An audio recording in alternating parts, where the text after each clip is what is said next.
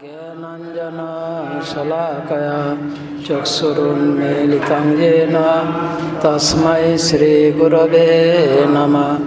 श्रीचैतन्यमनोभीष्टं स्थापितं येन भूतले स्वयं रूप कदा मह्यं ददाति स्वपदान्तिकं।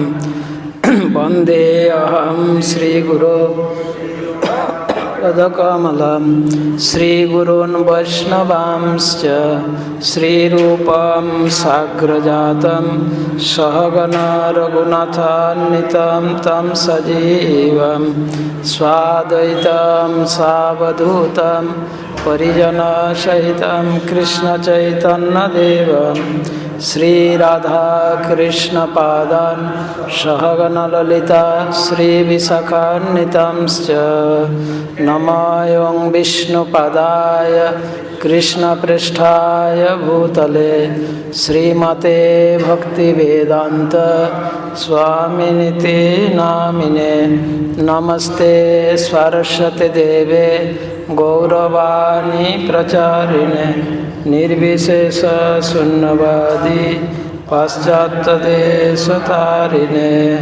वाञ्छाकल्पतरुभ्यश्च कृपा सिन्धुभ्येव च पतितानां पावनेभ्यो वैष्णवेभ्यो नमो नमः। जय श्री कृष्ण चैतन्य प्रभु नित्यानंद श्री अद्वैत गदाधर श्रीवासादि गौरभक्तवृंद। हरे कृष्णा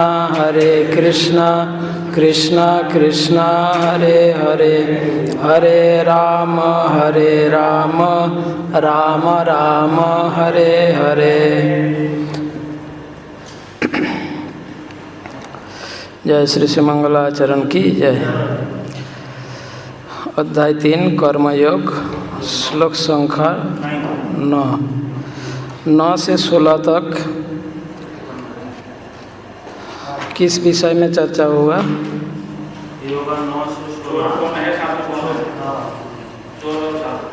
चोर और साधु। हाँ, इंद्रदेव के विषय में संगकर्ता चोर है और जो भक्ता साधु। हम कौन है? बीच में तटस्थ।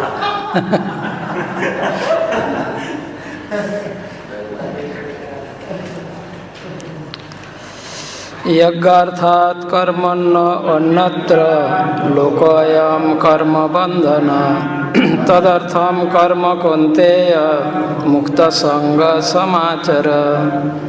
श्री विष्णु के लिए यज्ञ रूप में कर्म करना चाहिए, अन्यथा कर्म के द्वारा इस भौतिक जगत में बंधन उत्पन्न होता है। अतः हे कुंती पुत्र, उनकी प्रसन्नता के लिए अपने नियत कर्म करो, इस तरह तुम बंधन से सदा मुक्त रहोगे। 8वें श्लोक में भगवान ने कहा कि अर्जुन, यदि तुम कर्म नहीं करोगे तो तुम्हारा शरीर यात्रा भी निर्वाह नहीं हो पाएगा, है ना।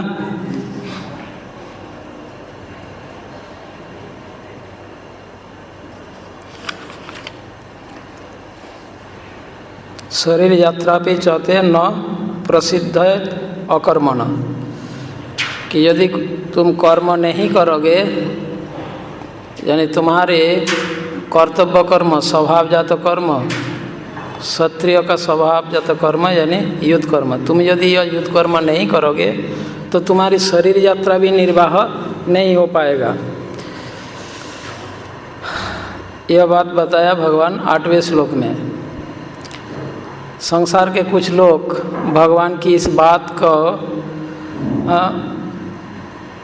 उल्लेख करते हुए ऐसा बहाना देते हैं, एक्सक्यूज देते हैं कि भगवत गीता में भगवान ने कहा है कि प्रत्येक व्यक्ति को शरीर निर्वाह के लिए कर्म करना चाहिए।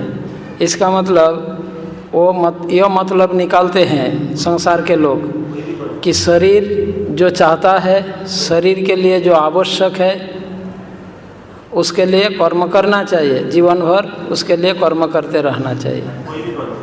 हाँ, पर भगवान का यह कहने का अर्थ यह नहीं था। भगवान ने जो कहा कि यदि व्यक्ति स्वधर्म का पालन नहीं करता तो उनके लिए शरीर यात्रा निर्वाह करना भी संभव नहीं होगा। ऐसा नहीं कि कोई सा भी कर्म करने के लिए भगवान ने स्वधर्म पालन करने के लिए कह रहे हैं, और यदि व्यक्ति स्वधर्म का पालन नहीं करता तो उनके लिए शरीर यात्रा निर्वाह करना भी संभव नहीं होगा। अब इस विषय में भगवान 16वें श्लोक में और स्पष्टीकरण करेंगे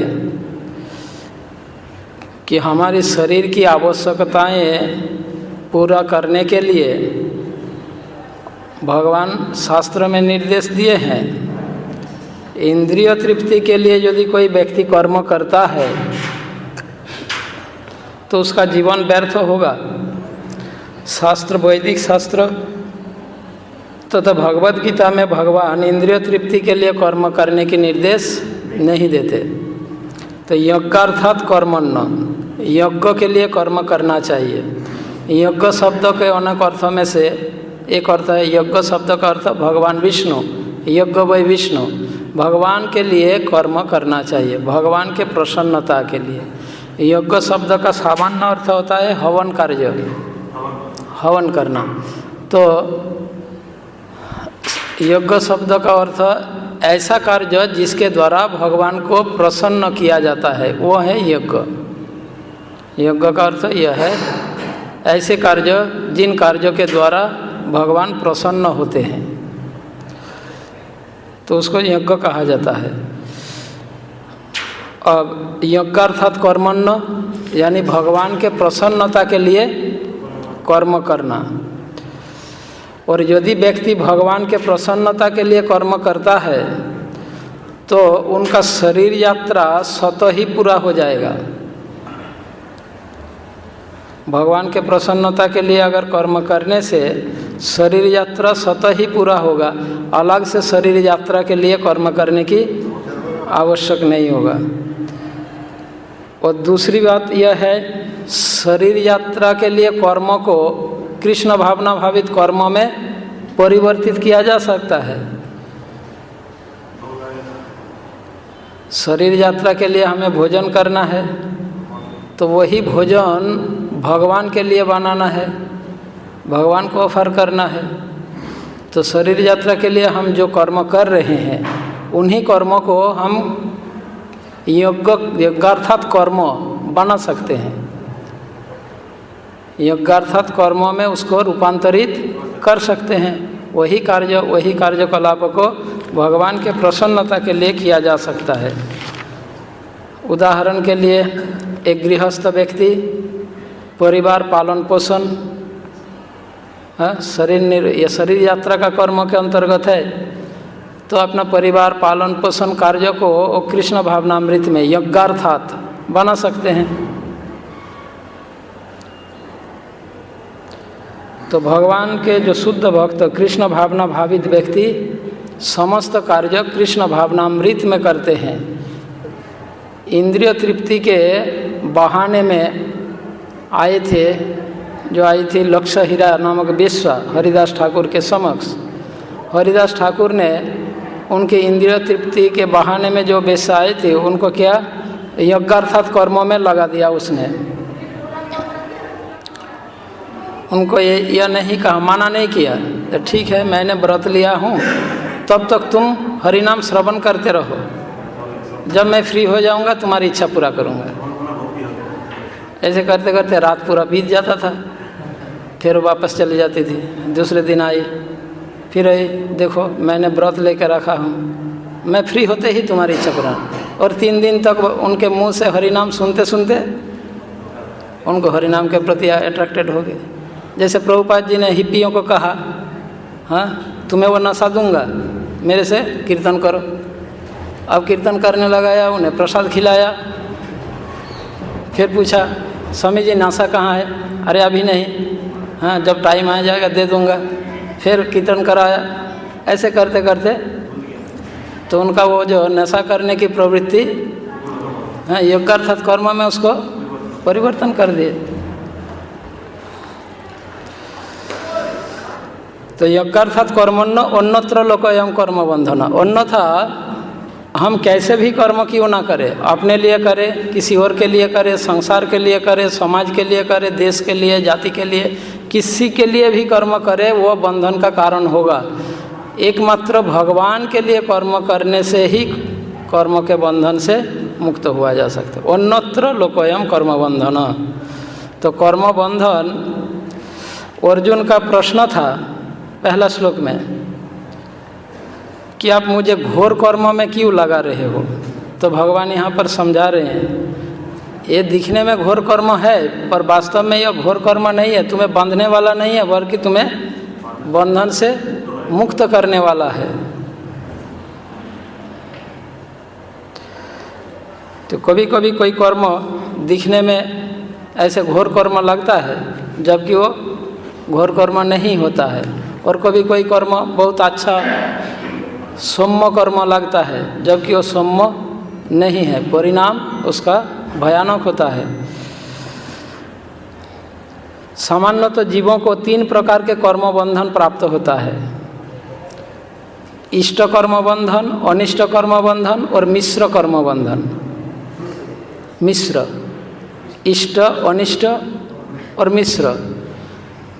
अनिष्ट कर्म बंधन मतलब जिस कर्म के बंधन से जीवात्माओं को दुर्गति प्राप्त होता है, अज्ञानता प्राप्त होता है, तमोगुणी कर्म का बंधन अनिष्ट कर्म बंधन होता है,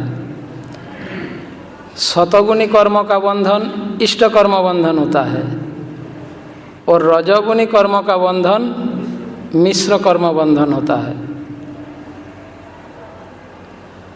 मतलब ऐसे संक्षेप में समझने के लिए, यानी व्यक्ति जब सतगुण में कर्म करता है तो उसको इष्ट कर्म बंधन होता है। हाँ, कर्म बंधन है पर उस बंधन से वो मुक्त होने का उनका चांस रहेगा। हाँ, इसलिए इष्ट कर्म बंधन कहा जा रहा है। पर जब व्यक्ति तमोगुण की कर्म के द्वारा बंधन प्राप्त होता है वो अनिष्ट कर्म बंधन, क्योंकि उस कर्म बंधन में वो कर्म बंधन हमारे कल्याण के विरुद्ध रहता है। उस बंधन से कल्याण करने की कोई स्कोप नहीं है। हाँ, आत्मा का कल्याण करने के लिए उनके पास कोई स्कोप, कोई ऑप्शन नहीं है को अपने आप आत्मा का कल्याण कर सके, ऐसा कोई स्कोप नहीं है। इसलिए इसको अनिष्ट कर्म बंधन कहा जाता है। और जब रजोगुण में रहकर कर्म के बंधन प्राप्त होता है तो वो मिश्र कर्म बंधन प्राप्त है। उसमें वो चाहे स्कोप है और नहीं भी है ना। रजोगुण में बंधन यानी मनुष्य शरीर प्राप्त होगा पर उसमें वो मिश्र कर्म बंधन होता है। ऐसा नहीं कि मनुष्य शरीर ही प्राप्त होता है, अन्य शरीर भी प्राप्त हो सकता है।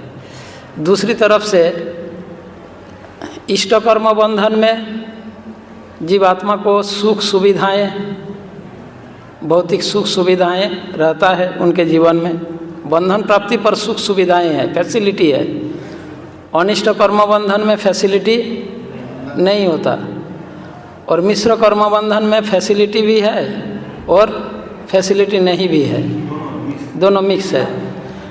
जैसे मानो आज के दिन में ऐसे बहुत कुत्ता है जो लोग पालते हैं, एसी घर में अपने बेड में सुलाते हैं, अपने थाली में खिलाते हैं, उसको टॉयलेट करने के लिए ले जाते हैं, और रास्ते में ले जाते समय अगर टॉयलेट कर दिया तो उसको नहीं उसको पैक करके रख लेते हैं, अपने जेब में भर लेता है। हाँ, विदेशों में अगर आप रास्ता गंदा कर दिया आपको फाइन भरना पड़ेगा, तो इसीलिए वो उसी को हाँ संग्रह करके उसी में के तुरंत अपने जेब में भर लेता है। रास्ते में गिरेगा तो उसको फाइन लग जाएगा। तो ऐसे ये है मिश्र कर्म बंधन, सुख भी है दुख भी है।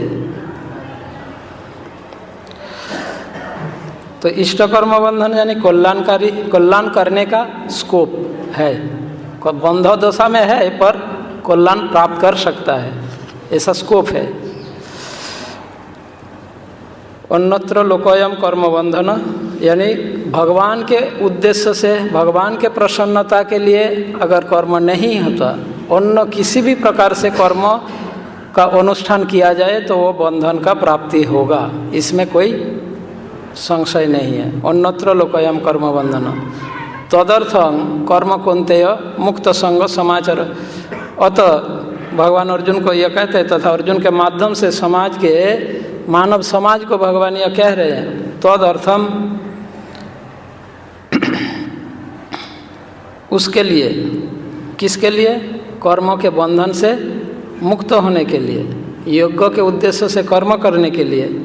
तदर्थम कर्म कौन्तेय मुक्त संग समाचार। मुक्त संग समाचार यानी आसक्ति रहित होकर, मुक्त मतलब मुक्त होकर, संग मतलब आसक्ति, आसक्ति रहित होकर, कर्मों की फल प्राप्ति की इच्छा से आसक्त रहित होकर मुक्त संग समाचार, सम्यक रूप से आचरण करो, कर्म का अनुष्ठान करो, अच्छे तरीके से कर्म का अनुष्ठान करो पर आसक्ति रहित होकर, फल भोगने की इच्छा से रहित होकर, समाचार मतलब अच्छे तरीके से आचरण करो, कर्म का अनुष्ठान करो, मुक्त संग समाचार। इस श्लोक के तात्पर्य में प्रभुपाद यह बताते हैं दूसरा पैरा में, देखिए, भगवान विष्णु की प्रसन्नता के लिए कर्म करना चाहिए। इस जगत में किए जाने वाला अन्य कोई कर्म बंधन का कारण होगा, अन्य कोई भी कर्म होगा वो बंधन का कारण होगा, क्योंकि अच्छे तथा बुरे कर्मों के फल होते हैं और कोई भी फल कर्म करने वाले को बांध लेता है। अतः कृष्ण या विष्णु को प्रसन्न करने के लिए कृष्ण भावना भावित होना होगा, और जब कोई ऐसा कर्म करता है तो वह मुक्त दशा को प्राप्त रहता है। यही महान कर्म कौशल है और प्रारंभ में इस विधि में अत्यंत कुशल मार्गदर्शन की आवश्यकता होती है। अतः भगवत भक्त के निर्देशन में यह साक्षात भगवान कृष्ण के प्रत्यक्ष आदेश के अंतर्गत है, जिनके अधीन अर्जुन को कर्म करने का अवसर मिला था। मनुष्य को परिश्रम पूर्वक कर्म करना चाहिए, इंद्रिय तृप्ति के लिए कुछ भी नहीं किया जाना चाहिए, अपितु हर कार्य कृष्ण की प्रसन्नता के लिए होना चाहिए। इस विधि से न केवल कर्मों के बंधन से बचा जा सकता है, अपितु इससे मनुष्य को क्रमशः भगवान की वह प्रेम भक्ति प्राप्त हो सकेगी जो भगवत धाम को ले जाने वाली है। श्लोक संख्या 10। सहयज्ञा प्रजा सृष्टा पुरोवाच प्रजापति अनेन प्रसविद्धस्य मेष वस्तिष्ठ कामधुक् अस्तिष्ठ कामधुक्। सहयज्ञ प्रजा सृष्टा पुरोवाच प्रजापति।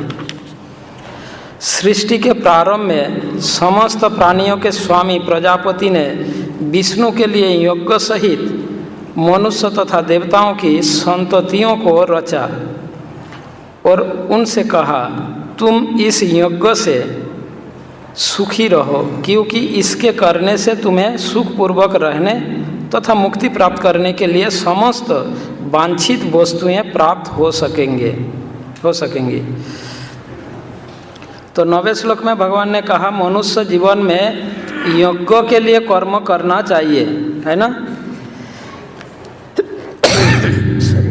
अन्यथा कैसे भी कर्म किया जाए वो कर्म बंधन का कारण बनेगा। अब 10वें श्लोक में भगवान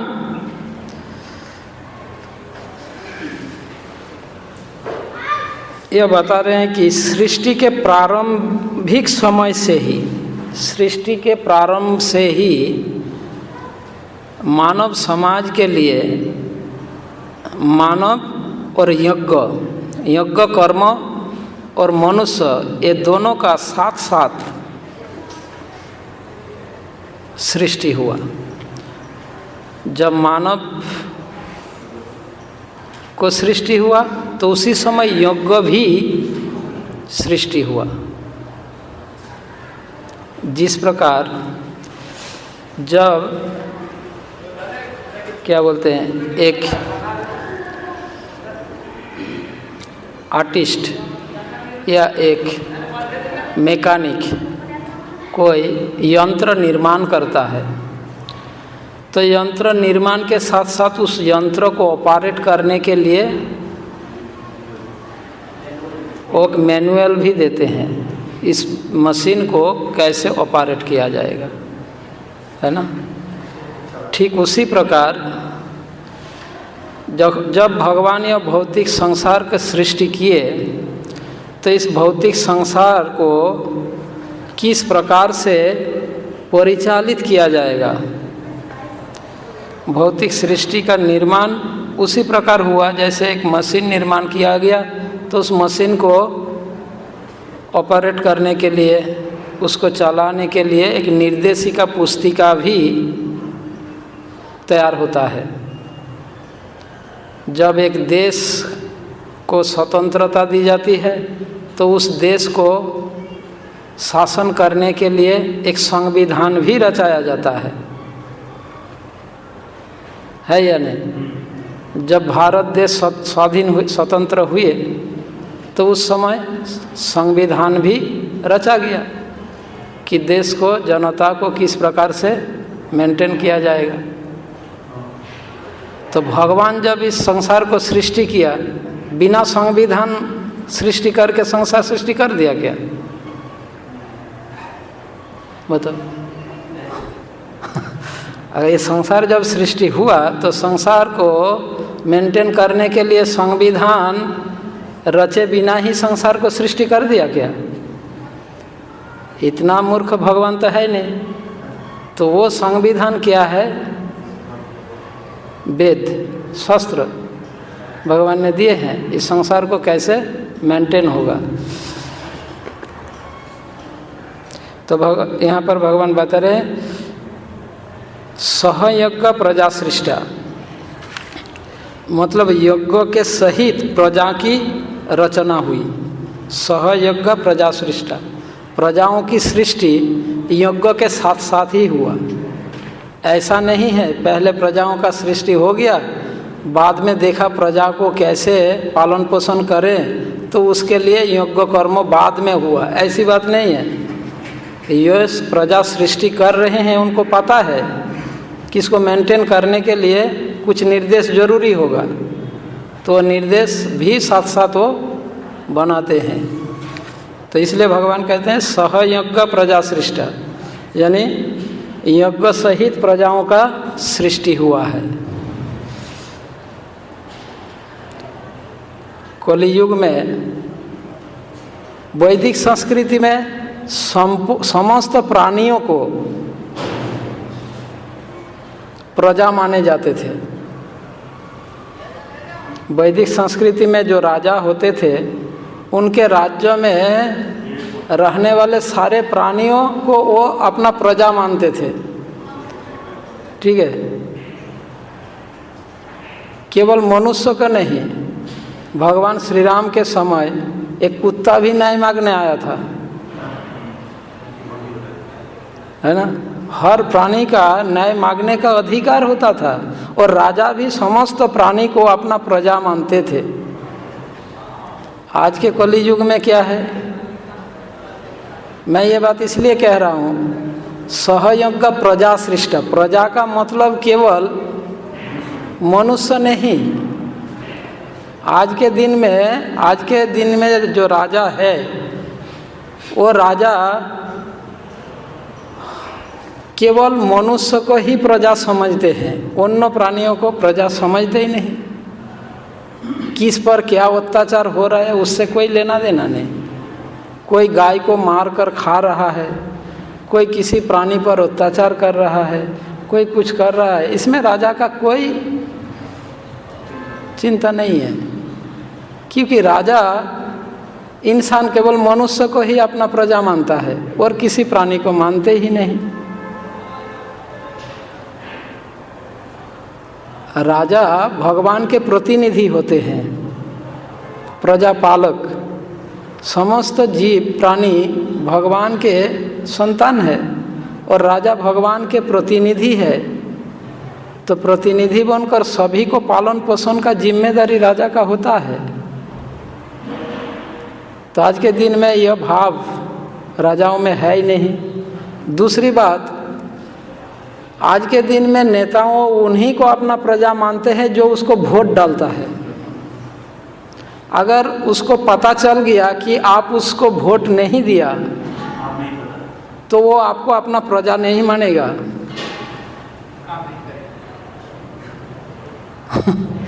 कोई भी सुविधाएं आपको नहीं मिलेगा, आपको कोई भी आवश्यकताएं हैं उनसे आपको कोई सुविधाएं प्राप्त नहीं होगा।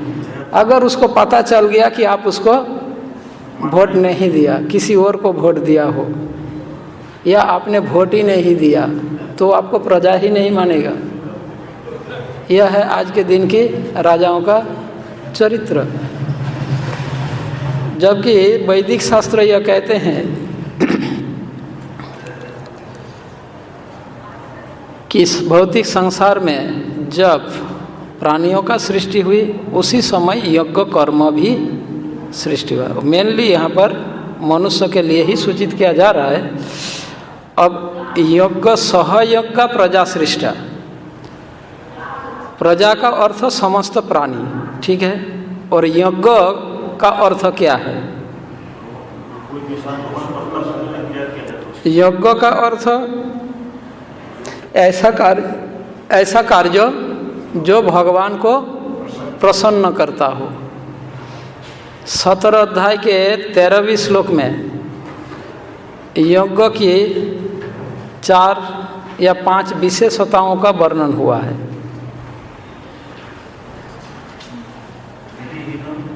विधिहीनम अश्रिष्टानम मंत्रहीनम अदक्षिणम श्रद्धा विरहितम यज्ञम तामस परिचक्षते। वह यज्ञ तामसिक यज्ञ माने जाएंगे जिसमें ये 5 विशेषताएं न हो। वो 5 विशेषताएं वहाँ पर बताया गया है। विधिहीनम, जिस यज्ञ में शास्त्र के विधि विधानों का पालन नहीं होता है वो तामसिक यज्ञ है, विधिहीनम।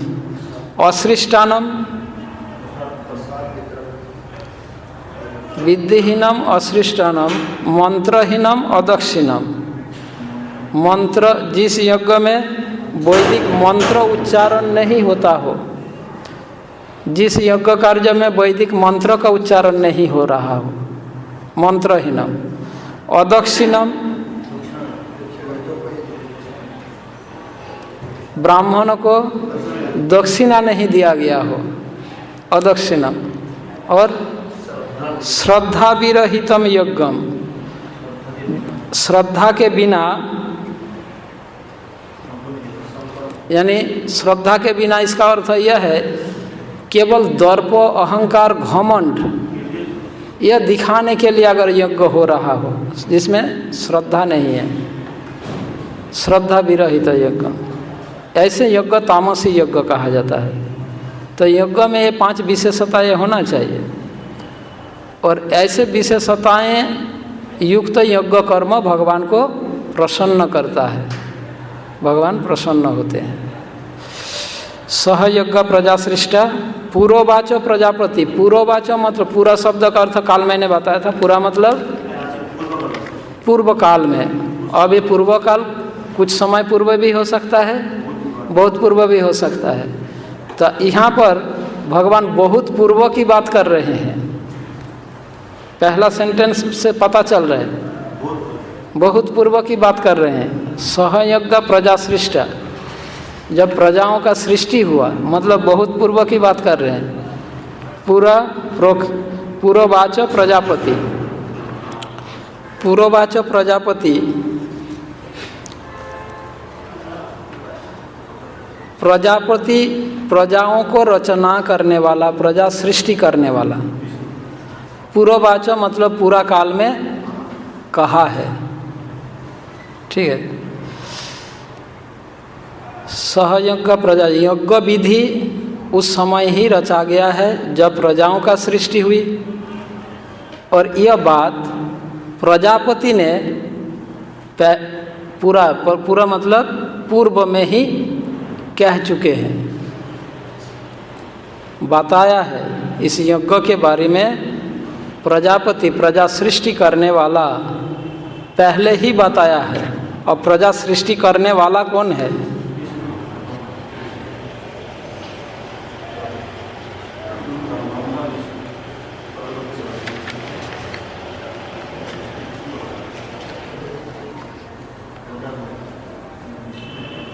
मूल प्रजापति इस भौतिक संसार का निर्माण गर्भोदशाई विष्णु है ना, ये सोर्स है भौतिक संसार की। भगवान श्री कृष्ण के साथ इसका कोई लेना देना है ही नहीं, है ना। पुरुष अवतार से गर्भोदशाई विष्णु से ब्रह्मा जी आविर्भाव हुए। फिर ब्रह्मा जी से पहले 4 कुमार, है ना, पहले 4 कुमार। और कौन? नारद जी। और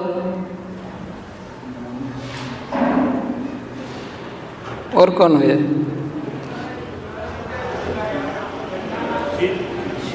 शिव जी। तो नारद जी, शिव जी और 4 कुमार। पर इन तीनों में से कोई प्रजा सृष्टि कार्य में नहीं लगे। तीनों ने ही रुद्र प्रजा करना चाहा, पर उन्होंने बहुत भूत प्रेत जब सृष्टि कर दिया, ब्रह्मा जी ने कहा रहने दो, तुम्हें प्रजा सृष्टि करने की आवश्यक नहीं है, तू भगवान का भजन करो। हाँ, तो रुद्र ने जब भूत प्रेत आदि का सृष्टि कर दिया तो ब्रह्मा जी डर गए और रुद्र से कहा कि रहने दो, तुम्हें प्रजा सृष्टि। नारद को कहा, नारद ने मना कर दिया। 4 कुमार वो तो ब्रह्मचारी रहना चाह। तो ब्रह्मा जी का पहला प्रजा सृष्टि कार्य फेलियर हो गया। तब उन्होंने दोबारा ट्राई किया, जिसमें 1000 प्रचेताओं का जन्म दिया, है ना, 1000 प्रचेताओं को। और सारे प्रचेताओं को नारद ने सन्यासी बना दिया। फिर हाँ नहीं, ये प्रचेताओं को दक्ष ने दिया ना। हाँ, तो फिर उन्होंने, ब्रह्मा जी ने वो किसको? दक्ष को, दक्ष और जो क्या बोलते हैं सप्तऋषि आदि, इनको शायद जन्म दिया है। इनका उत्पत्ति हुआ है ब्रह्मा के वहाँ से। अब दक्ष ने पहले 10,000 प्रचेताओं को, 1000, फिर 10,000, और नारद जी बार बार उनको सन्यासी बनाते जा रहे हैं। अब ब्रह्मा जी ने देखा प्रजा विस्तार कैसे होगा, तो सोचने लगे। फिर उन्होंने मनु और शतरूपा का जन्म दिया। और अब से उन्होंने एक नया नियम बना दिया, स्त्री पुरुष के आकर्षण से प्रजा सृष्टि होगा। उसके पहले योग शक्ति से प्रजाओं का सृष्टि होता था, योग शक्ति के द्वारा। पर ये सब योग शक्ति, ये सारे प्रजापतियों ने क्या कर रहे थे? वो तो भगवान की सेवा में लग रहे थे, प्रजा सृष्टि में कोई रुचि लिया ही नहीं। तो इसलिए ब्रह्मा जी को जो रिस्पॉन्सिबिलिटी दिया गया वो काम नहीं हो रहा था। तो इसलिए ब्रह्मा जी ने सोचा कुछ प्लान तो करना पड़ेगा। तो उन्होंने ये नया नियम बनाया, स्त्री पुरुष मनु और शतरूपा, ये पहला। फिर उसके बाद स्त्री पुरुष के आकर्षण से ये अपने आप प्रजा सृष्टि होने लगेगा। ठीक जिस प्रकार पहले रोड में गाड़ी को रोकने के लिए मैनुअल टोल गेट होता था, मैनुअल टोल गेट होता था ना, एक व्यक्ति उसको खींचता था, बंद करता था, फिर टोल पेमेंट करने के बाद उसको जाने देता था। अभी वो हो गया ऑटोमेटिक, अपने आप गिर जाएगा, पेमेंट कर दिया, अपने आप उठ जाएगा। तो ब्रह्मा जी भी ऐसा ही ऑटोमेटिक सिस्टम बना दिया प्रजा सृष्टि का, ये नया नियम बनाया जो भी है। तो ये प्रजापति, यहाँ पर प्रजापति का अर्थ भगवान विष्णु। सहयज्ञ प्रजासृष्ट पूर्ववाचो प्रजापति, यहाँ पर प्रजापति ब्रह्मा जी यानी स्वयं भगवान विष्णु। भगवान विष्णु ने यह उपदेश निर्देश ब्रह्मा जी को दिया। पहला प्रजा है ब्रह्मा और पहला प्रजापति विष्णु, है ना। पहला प्रजा कौन है? ब्रह्मा और प्रजापति विष्णु। ऐसा नहीं है कि ब्रह्मा जी को, हाँ, ब्रह्मा जी के आविर्भाव के बहुत बाद भगवान ने उनको वैदिक ज्ञान प्रदान किया, ऐसा थोड़ी है। उनको जब आविर्भाव हुआ तो उस समय उनको वैदिक ज्ञान भी प्रदान किए, यज्ञ का निर्देश भी दिए, वैदिक ज्ञान दिए। तो इसलिए भगवान कह रहे हैं सहयज्ञ प्रजासृष्ट पूर्ववाचो प्रजापति। प्रजापति ने पहले ही यह कहा है, क्या कहा? अनेन प्रसविष्यद्धम वो अस्तिष्ठ कामधुक्। अनेन प्रसविष्यद्धम, अनेन शब्द का अर्थ प्रभुपाद जी बताते हैं। अनेन शब्द इससे, इसके द्वारा, है ना, इसके द्वारा प्रसविष्यद्धम यानी अधिक अधिक समृद्ध हो, अधिक से अधिक समृद्ध हो। तो प्रजापति ने सृष्टि के समय ही कहा कि इस यज्ञ के द्वारा तुम अधिक से अधिक समृद्ध हो, समृद्ध बनो। इष्सिद्धम प्रसविष्यद्धम, ईश्वरधाम का अर्थ भगवान को निवेदन अर्थात भेंट करने के लिए जो सामग्री, या भगवान को निवेदन करना, पूजा करना, ईश्वरधाम। ईश्वरधाम अर्थात भगवान को निवेदन करना, उसको कहा जाता है ईश्वरधाम।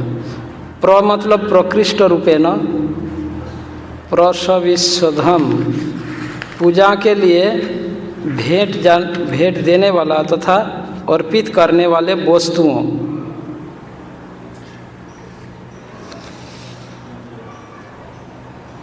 प्रसव ईश्वरधाम ऐसा है, प्रसव ईश्वरधाम। प्रभुपाद जी यहाँ पर बता रहे हैं प्रसविष्यद्धम अधिक अधिक समृद्ध हो, ऐसा यह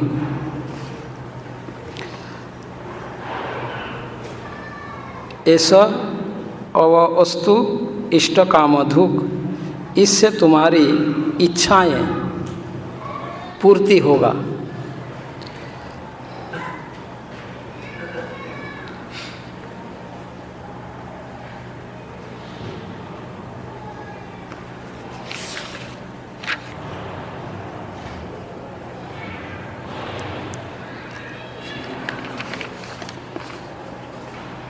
ऐसा वस्तुअष्टु कामधुक् यानी यह यज्ञ कर्म के द्वारा तुम्हारी सारे इष्ट इच्छाएं प्राप्त होगा, जिससे समृद्ध होंगे, यह बता रहे भगवान। अनेन प्रसविष्यद्धम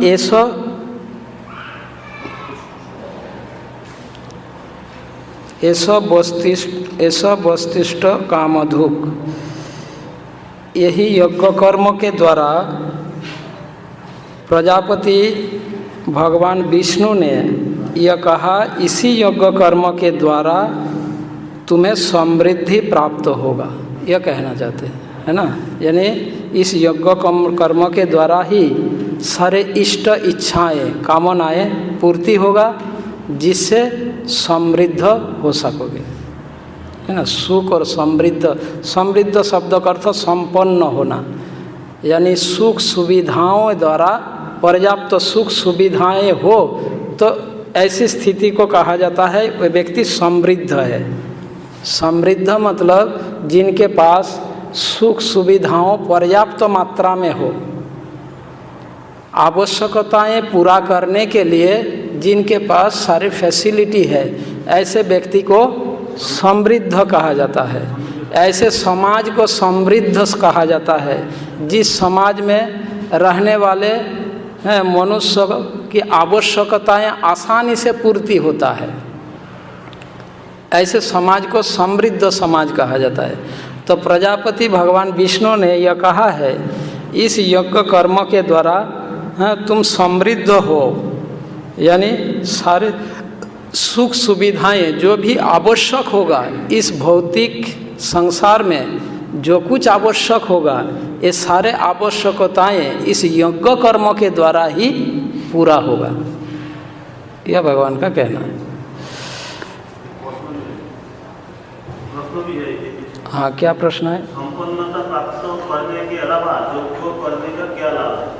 मुक्त होना है। संपन्नता प्राप्त करने के अलावा यज्ञ करने का क्या लाभ है? यज्ञ करने का एक लाभ है और श्री कृष्ण प्रेम, कृष्ण भक्ति, कृष्ण प्रेम भक्ति प्राप्त करेगा इसी यज्ञ कर्म। प्रभुपाद जी तात्पर्य में बताए ना।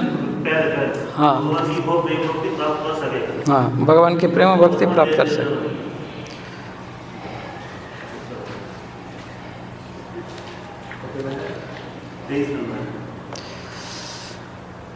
तो श्लोक के अंतिम जो दूसरा सेंटेंस में जो अंतिम शब्द है, ऐसा वस्तिष्ठ कामधुक, इसका अर्थ इस यज्ञ के द्वारा तुम्हारी सारे इष्ट इच्छाओं कामनाओं पूर्ति होगा, पूरा होगा। तो हमारे जीवन में हमने यह चर्चा की है, हमारी इष्ट इच्छा अनिष्ट इच्छा दो प्रकार की इच्छाएं होती है। इष्ट इच्छाएं क्या है? जो इच्छा पूर्ति होने से हमारा कल्याण होता है, उसको इष्ट इच्छाएं कहते हैं। अब इष्ट कामना, इष्ट इच्छा दो प्रकार के हैं।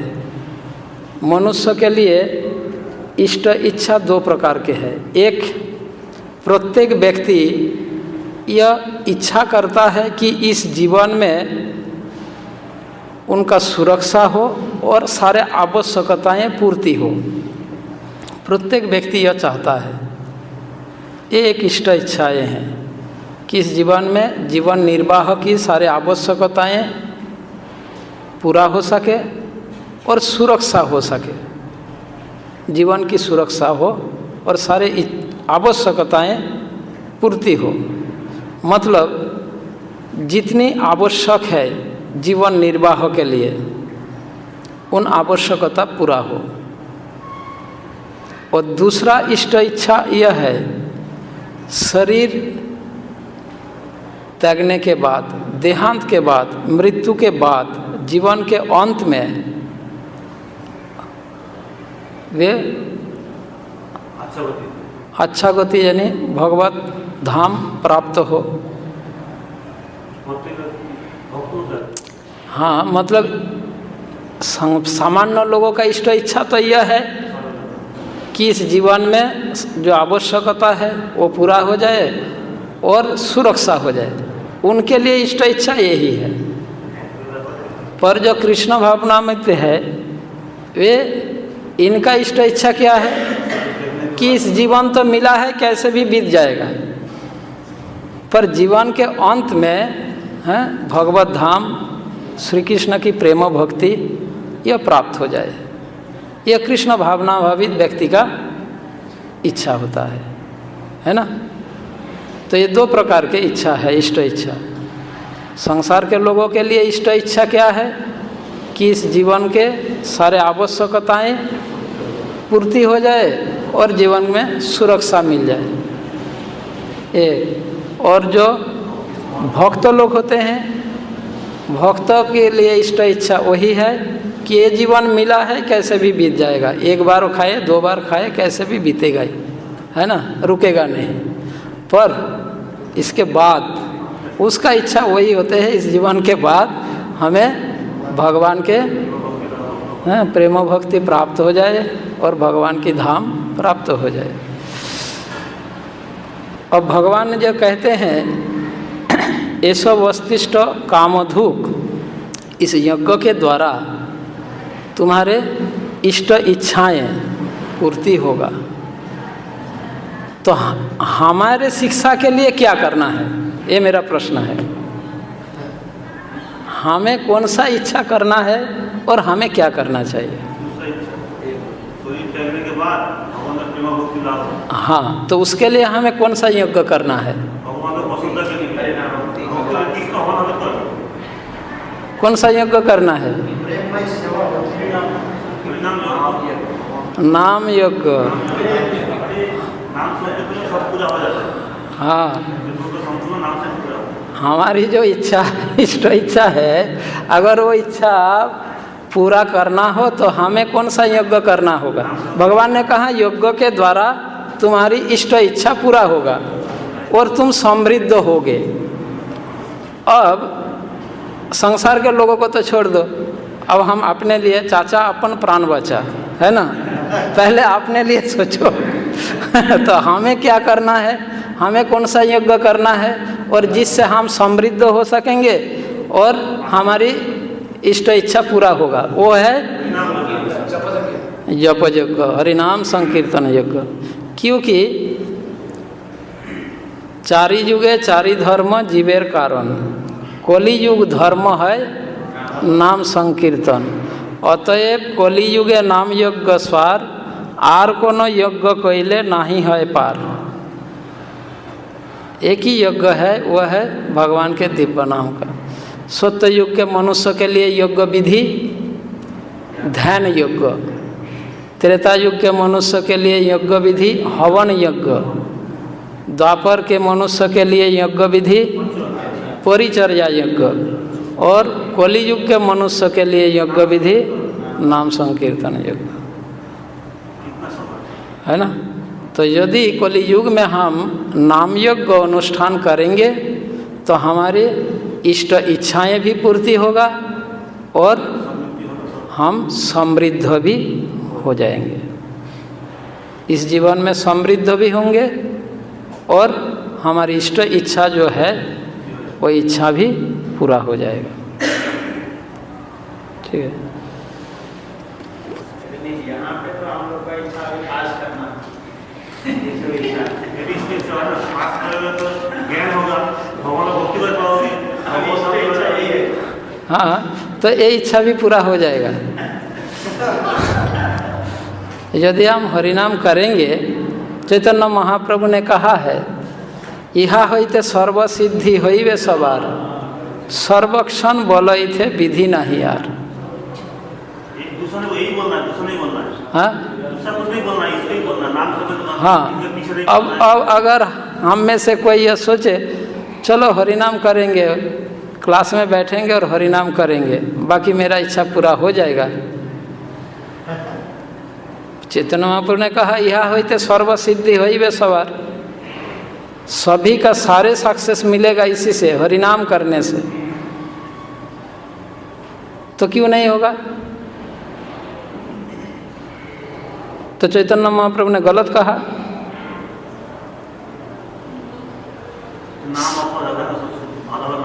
सारे सफलता प्राप्त होगा, पर इसके आगे भगवान और भी कहा, चैतन्य महाप्रभु इसके आगे और भी बात बताया। केवल थोड़ा सा लेना अर्ध कुक्कुटी नहीं हो जाएगा। ठीक है, उसके आगे चैतन्य महाप्रभु ने कहा, सिद्धांत बोलिया चित्ते ना करो अलस।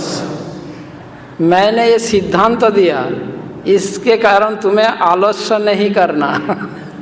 सिद्धांत बोलिया चित्ते ना करो अलस, इहा होते कृष्ण लगे सुदृढ़ मानस। तो मैंने सिद्धांत निष्कर्ष दे दिया कि हरिनाम से सब कुछ होगा, और यह जानकर, यह सुनकर कोई अगर आलसीपन होंगे, मतलब आलसी बनेंगे, लेजी होंगे, तब तो सफलता नहीं मिलेगा। आलसी नहीं होना, कर्तव्य कर्म का करते रहना चाहिए। ऐसा नहीं सोचना चलो हरिनाम कर रहा हूँ और क्वेश्चन का आंसर लिखने की भी ज़रूरत नहीं है, एग्ज़ाम देने की भी ज़रूरत नहीं है, पास हो जाएंगे, सर्टिफिकेट मिल जाएगा। नहीं, चैतन्य महाप्रभु उसके आगे और भी कहा ना कि आलस्य नहीं करना है, जो कर्तव्य है उसको करते रहना है। ठीक है, श्लोक संख्या 11।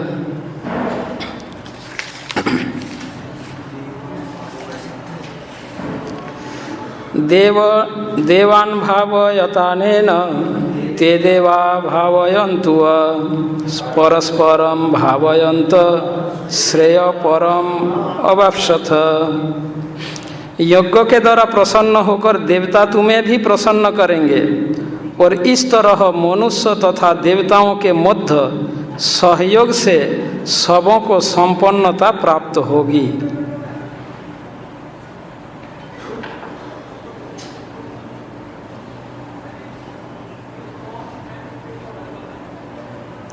तो पिछले श्लोक में भगवान ने कहा यज्ञ के द्वारा मनुष्य को आवश्यकताओं पूर्ति होगा और इष्ट कामनाओं पूरा होगा। अब इस श्लोक में भगवान यह बता रहे देवान भावयतानेन,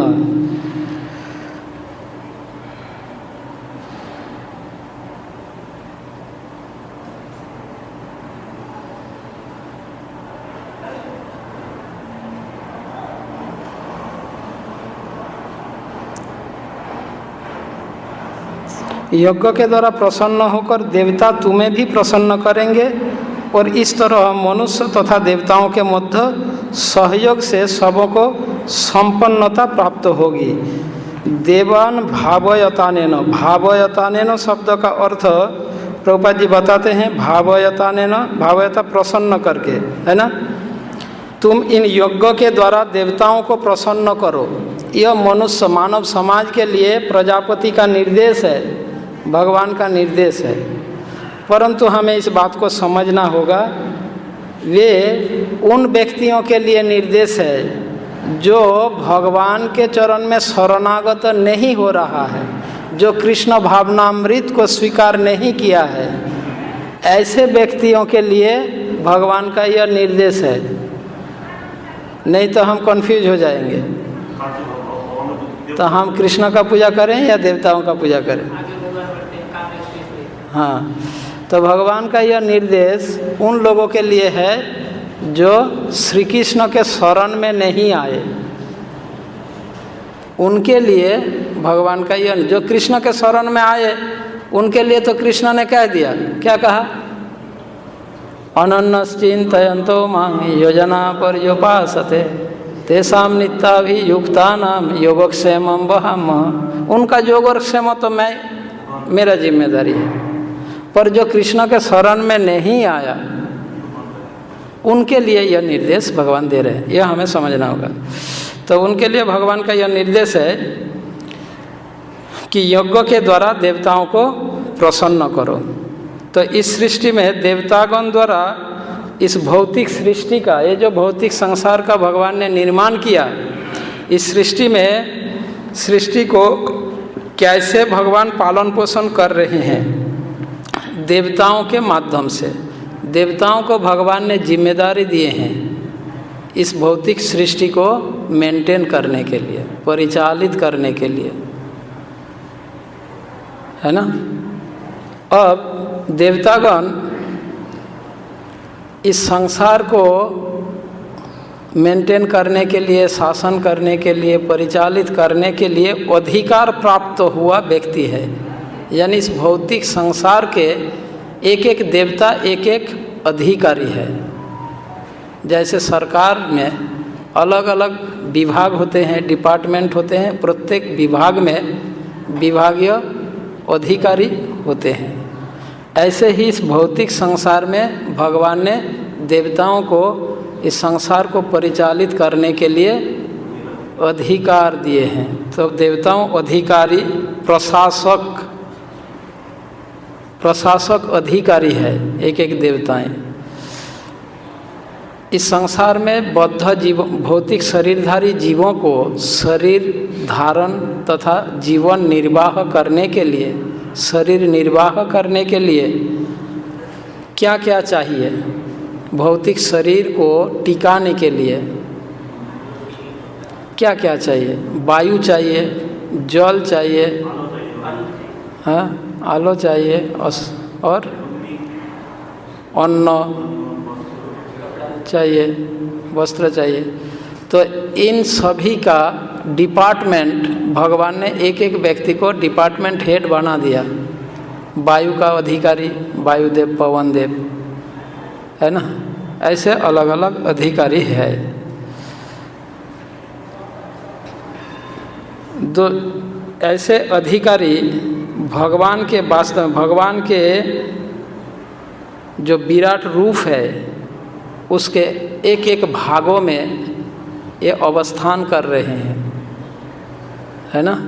एक एक देवता भगवान के विराट शरीर, संपूर्ण भौतिक सृष्टि को भगवान के विराट शरीर के साथ तुलना किया गया, और इस विराट शरीर के एक एक भाग में वे अवस्थान कर रहे हैं।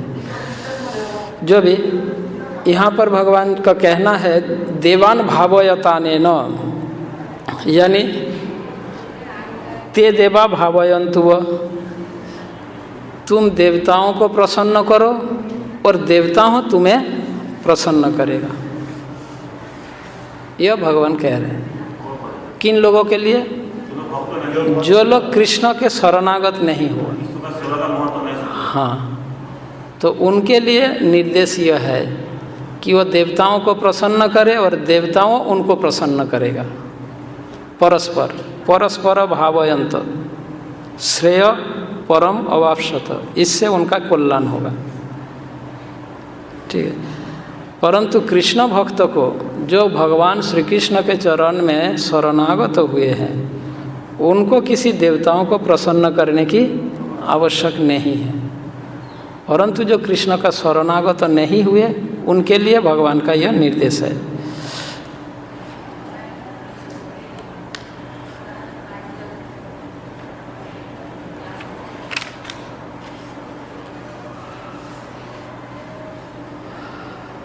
भगवान ने 7वें अध्याय में कहेंगे देवताओं का पूजा करना एक प्रकार से मेरा ही पूजा है, पर यह मेरी यह पूजा अविधि है, अविधि पूर्वक है। तो देवताओं की पूजा करता है जो लोग, यदि कोई देवताओं को पूजा करता है तो इसे भगवान का ही पूजा होता है, परंतु परमेश्वर भगवान की प्रत्यक्ष पूजा नहीं होता।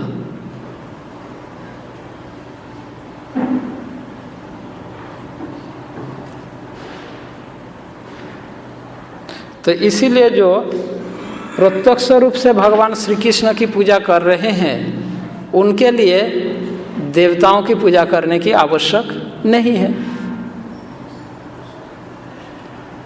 देवताओं की पूजा के द्वारा भगवान की पूजा होता है, पर वो भगवान की प्रत्यक्ष पूजा नहीं होता। तो भगवान ने ऐसा विधि क्यों निर्माण किया, यह प्रश्न है। क्योंकि भगवान को पता है ऐसे कुछ लोग होंगे जो मेरे शरण में नहीं आने वाला है, और ये लोग असुर भी नहीं है। 4 प्रकार के लोग मेरे शरण में नहीं आएगा, बताया भगवान। नमांग दुष्कृति न मूढ़ा प्रपद्यन्ते नराधमा माया अपहृतज्ञ न असुर भगवान। ये 4 प्रकार के लोग तो मेरे शरण में आएगा नहीं। ये इन चारों को छोड़ने के बाद कुछ लोग होंगे जो न मेरे शरण में आएगा और न ही ये 4 कैटेगरी में है, तो उनके लिए तो कुछ अरेंज करना है। ऐसे है जो न तो ये 4 कैटेगरी में है और न ही वो डायरेक्ट मेरे शरण में आएगा। तो ऐसे लोगों के लिए भगवान ने यह व्यवस्था दी। जब 7वें अध्याय पढ़ेंगे तो इस बात को और क्लियर होगा, हाँ, स्पष्टीकरण होगा।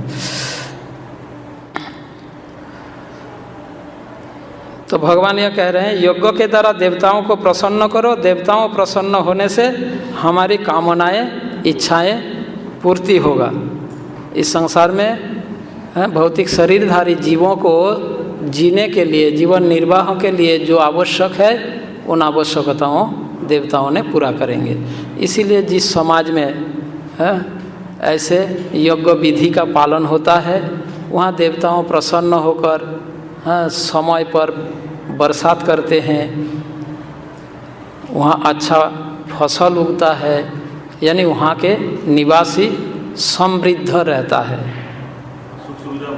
सुख सुविधा तथा समृद्ध होता है, क्योंकि आधि दैविक कष्ट नहीं रहता। और जब मनुष्य शरीर और मन से स्वस्थ रहता है तो वो आत्मिक क्लेश से भी आध्यात्मिक क्लेश से भी, आत्मिक देह और आत्मा से, मन से जो क्लेश, वो क्लेश भी वो सहन कर सकता है। और समृद्ध होने के कारण कोई एक दूसरे पर ईर्ष्या भी नहीं करेगा, तो इसलिए आदि भौतिक कष्ट भी कम रहता है। त्रिताप क्लेश बढ़ने का कारण तो यही है कि हम शास्त्र के निर्देशों का, समाज के लोग शास्त्र के निर्देश का पालन नहीं कर रहे हैं। यदि समाज के लोग शास्त्र के निर्देशों का पालन करेंगे तो आध्यात्मिक क्लेश कम हो जाएगा, आधिदैविक क्लेश कम हो जाएगा। आधिदैविक क्लेश जो मनुष्य के कंट्रोल में है ही नहीं, केवल इतना ही नहीं, क्लेश तो कम हो जाएगा, साथ साथ वो समृद्ध हो जाएंगे। और समृद्धशाली समाज के लोग आपस में ईर्ष्यापरायण नहीं होंगे, एक दूसरे का धन हड़पना आदि ऐसा नहीं करेगा, तो आदि भौतिक कष्ट भी कम हो जाएगा। और आदि भौतिक कष्ट कम होगा तो आध्यात्मिक कष्ट भी कम हो जाएगा। तो यह प्रोसेस है शास्त्र में। परंतु आज के दिन में कलियुग के लोग यह शास्त्र के विधि विधानों को परवाह नहीं कर रहे हैं। 16वें अध्याय में भगवान बताएंगे दैवी और असुर, क्या दैवी असुर संपद विभाग योग, ऐसा। तो दैवी गुण वाले व्यक्ति और आसुरी गुण वाले व्यक्ति, इसका लक्षण और वर्णन करेंगे उस अध्याय में।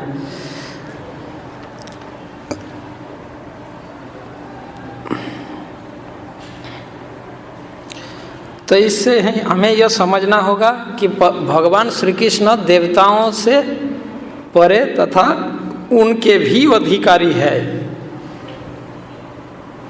ठीक है।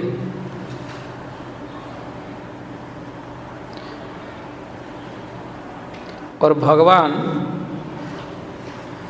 7वें अध्याय में इस बात को और स्पष्टीकरण करेंगे कि देवताओं जो प्रदान करते हैं वो भगवान से उन्हें प्राप्त होता है, भगवान उन्हें देते हैं और वो अपने उपासना करने वालों को, अपने भक्तों को, अपने उपासकों को वो देते हैं।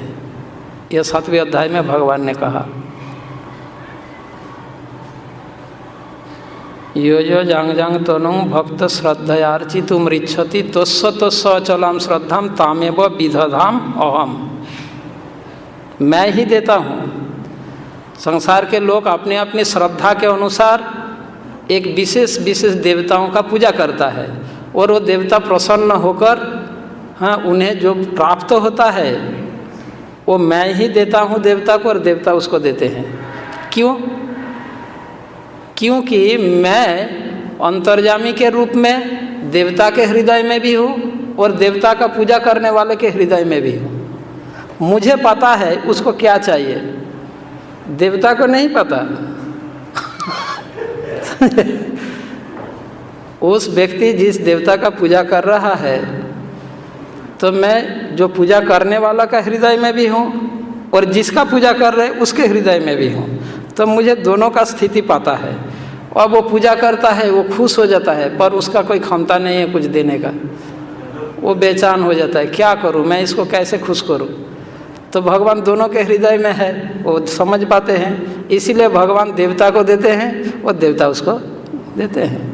यही बात गीता के उस श्लोक में भगवान ने बताया, यो यो जांग जांग तनु भक्त श्रद्धयार्चितुमृच्छति तस्स तस्स अचलाम श्रद्धाम तामेव विदधाम हम। यहाँ तक कि उस देवता का पूजा करने के लिए उस देवता के प्रति जो श्रद्धा चाहिए वो श्रद्धा भी मैं देता हूँ कि जिससे वो उस देवता का पूजा कर सके, वो श्रद्धा भी मैं ही देता हूँ। ये भगवान होता रहे। तो यानी भगवान चाहे किसी देवता का मान बढ़ा भी सकते हैं और चाहे किसी देवता का मान घटा भी सकते हैं। जैसे किसी अधिकारी का मान बढ़ा भी सकते हैं देश के राजा और किसी अधिकारी का मान घटा भी सकते हैं देश के राजा। यदि अधिकारी राजा के निर्देश के अनुसार कार्य करता है, स्वयं को राजा नहीं समझता है, तो राजा उसका मान बढ़ाते जाएंगे। और यदि वो अधिकारी स्वयं को राजा समझता है तो राजा उसका मान घटा देंगे, उसका वह क्षमता है। ठीक उसी प्रकार जब कभी कभी किसी देवताओं में ऐसा गर्व अभिमान हो जाता है तो भगवान उनका वो अभिमान खंडन कर दूर कर देते हैं। ते देवा भावयन्तु व, वे देवतागण तुम्हें प्रसन्न करेंगे। यदि तुम यज्ञ के द्वारा देवताओं को प्रसन्न करोगे तो देवता तुम्हें प्रसन्न करेंगे, यानी देवता तुम्हारी इष्ट इच्छाएं पूरा करेंगे।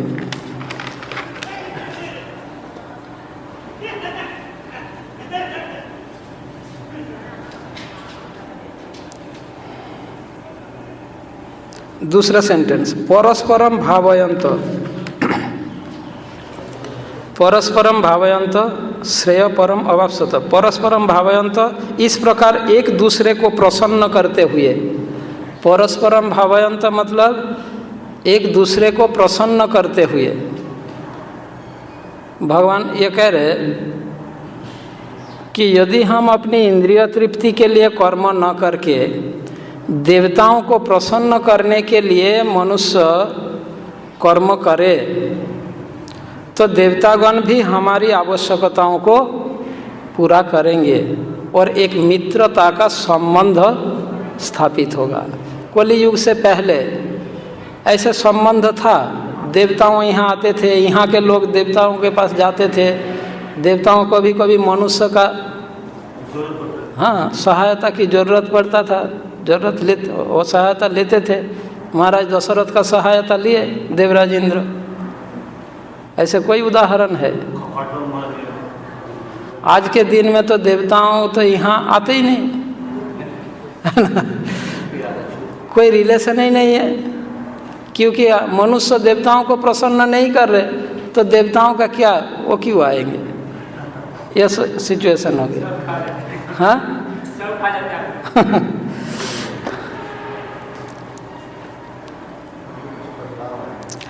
यह भौतिक संसार वास्तव में एक संकटमय स्थान है, इसलिए भगवान ने कहा दुखालयम।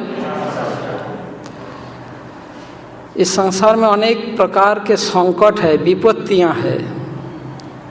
कभी कभी कुछ ऐसा संकट उपस्थित हो जाता है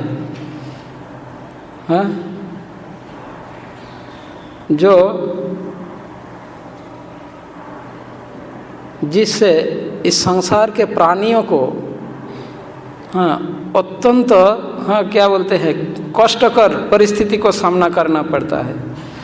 और कभी कुछ ऐसा संकट भी है इस संसार में जो किसी को प्राप्त होता है पर अन्यों को प्राप्त नहीं होता।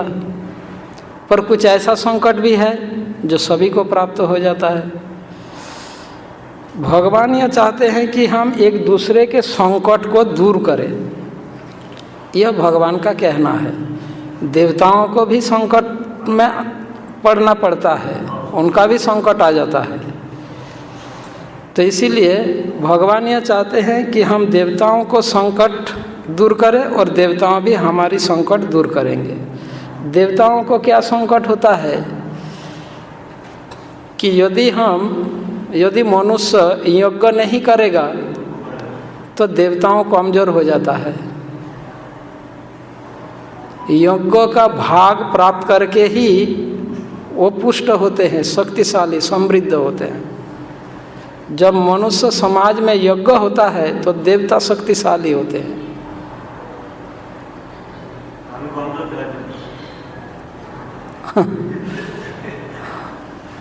हम यहाँ नहीं कर रहे तो कोई और कर रहे हैं, यहाँ कर तो रहे हैं। तो जब भगवान का कहना यही है, और ऐसा शास्त्र में उदाहरण भी है, देवताओं संकट में पड़े हैं और मनुष्य की सहायता से उस संकट से वो मुक्त हुए हैं। देवराज इंद्र को यज्ञ करने के लिए आना, उसको इससे करवाना पड़ा। किसको? बृहस्पति नहीं थे ना उस समय। किसको? विश्वरूप के द्वारा यज्ञ करवाना पड़ा उस समय। ये संकट आ गया देवताओं के लिए। विश्वरूप तो धरती का था, तो इसीलिए उनको यज्ञ करने इंद्र को आना पड़ा और उनके द्वारा यज्ञ करवाना पड़ा। पर उन्होंने चीटिंग किया। वो यज्ञ करते समय चीटिंग किया, जिस कारण उसको इंद्र ने मार दिया। तो भगवान का कहना यह है, भौतिक जगत संकटपूर्ण स्थान है, यहाँ एक दूसरे को सहयोग देना चाहिए। देवताओं को, मानव समाज को सहयोग देना चाहिए और मनुष्य को चाहिए कि ये देवताओं को सहयोग दे। भगवान श्री कृष्ण के प्रकट काल में भी तो ऐसा हुआ। अग्निदेव का संकट आ गया था, इंडाइजेशन हो गया था, ज़्यादा घी खा के इंडाइजेशन हो गया था। तो अर्जुन का सहायता लेना पड़ा ऐसा। तो परस्परम भावयंत, एक दूसरे को सहायता करके, ठीक है। श्रेय परम अवाप्सत, अर्थात श्रेय परम अवाप्सत, परम कल्याण की प्राप्ति होगी। श्रेय परम अवाप्सत, परम कल्याण की प्राप्ति होगी। तो भगवान ये बात कहकर अर्जुन के लिए भगवान यही कहना चाहते हैं कि तुम्हारी दृष्टि में, विचार में यह युद्ध कर्म नहीं करना चाहिए, परंतु यह युद्ध कर्म तुम करोगे तो देवताओं प्रसन्न होंगे। तुम्हारे लिए यह युद्ध कर्म यज्ञ है ना। तुम यदि यह युद्ध कर्म रूपी यज्ञ करोगे तो देवताओं खुश होंगे, क्योंकि संसार में जब अन्याय अधर्म ऐसा चलता है तो देवताओं अप्रसन्न होते हैं ना। तो तुम यदि यह करोगे तो देवताओं प्रसन्न होंगे, खुश होंगे। तो इसीलिए भगवान अर्जुन को कह रहे हैं कि तुम्हें देवताओं को प्रसन्न करना चाहिए, और देवताओं को प्रसन्न करने से तुम्हारे सारे इष्ट इच्छाएं पूर्ण होगा और तुम समृद्ध भी हो सकोगे। यह कहा। श्लोक संख्या 12।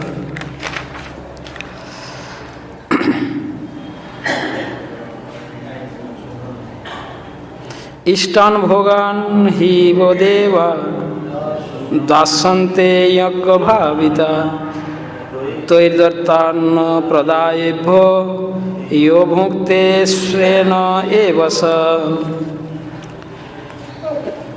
इष्टान भोगान ही देवा, जीवन की विभिन्न आवश्यकताओं की पूर्ति करने वाले विभिन्न देवता यज्ञ संपन्न होने पर प्रसन्न होकर तुम्हारी सारी आवश्यकताओं की पूर्ति करेंगे। किंतु जो इन उपहारों को देवताओं को अर्पित किए बिना भोगता है वह निश्चित रूप से चोर है। तो इस भौतिक संसार में प्रत्येक भौतिक शरीरधारी प्राणी को आवश्यकताओं पूर्ति जो करने के लिए जिन वस्तुओं की आवश्यक है, ये सारी वस्तुएं देवताओं के नियंत्रण में भगवान ने दिए हैं और देवताओं मानव समाज को दे रहे हैं, है ना। अब भगवान कहते हैं जीवन की विभिन्न आवश्यकताओं को पूर्ति करने वाले विभिन्न देवता यज्ञ संपन्न होने पर प्रसन्न होकर तुम्हारी सारी आवश्यकताओं को पूर्ति करेंगे। किंतु जो इन उपहारों को देवताओं को अर्पित किए बिना भोगता है वह निश्चित रूप से चोर है।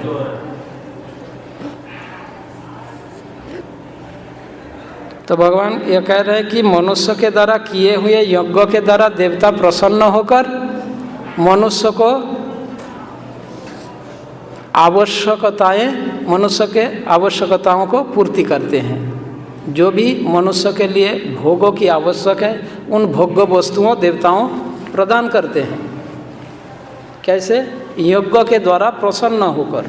यदि मनुष्य यज्ञ करेंगे तो देवताओं प्रसन्न होकर वो वस्तुएं देते हैं। इष्टान भोगान वो देवा दास्यन्ते यज्ञ भाविता। तुम्हारे द्वारा किए हुए यज्ञ से प्रसन्न होकर देवतागण तुम्हें इष्ट भोग प्रदान करेंगे। इष्टान भोगान, इष्ट भोग प्रदान करेंगे। इष्टान भोगान क्या है? इष्ट भोग क्या है? ऐसे भोग मतलब भोग्य सामग्री, भोग्य वस्तु, यानी ऐसे भोग्य सामग्री जिनको जीवात्मा श्री कृष्ण से स्वतंत्र होकर भोगना चाहते हैं। ऐसे लोगों के लिए तो ये विधि है ना, जो श्री कृष्ण से स्वतंत्र होकर भोग करना चाहते हैं। ऐसे भोग्य सामग्री देवताओं देंगे यदि व्यक्ति यज्ञ करेंगे।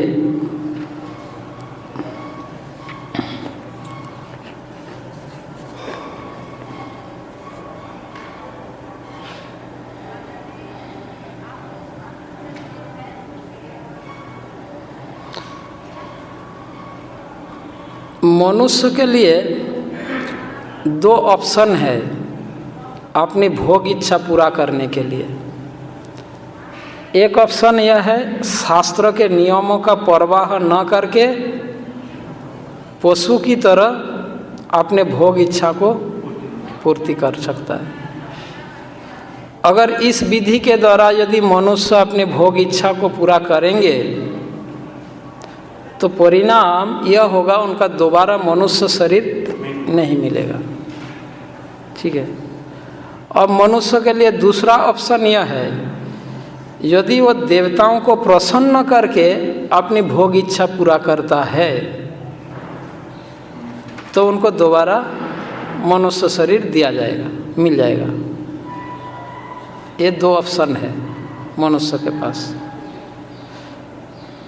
जो लोग भगवान से अलग होकर स्वतंत्र रूप से इस संसार में भोग करना चाहते हैं उनके लिए भगवान ने यह नियम, यह विधि निर्माण किया।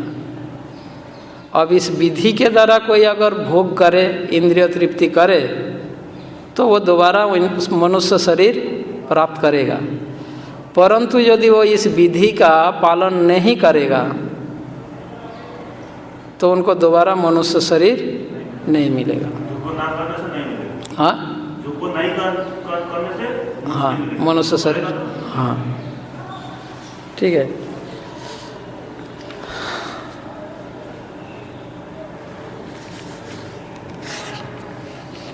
इष्टान भोगान ही वो देवा दास्यन्ते यज्ञ भाविता।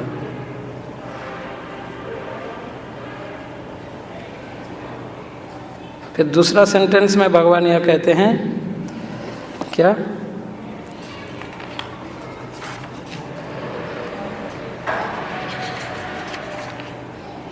अनेन नसरे तो इधर तान प्रदायेभ्य यो भुक्तेस्तेन एव स।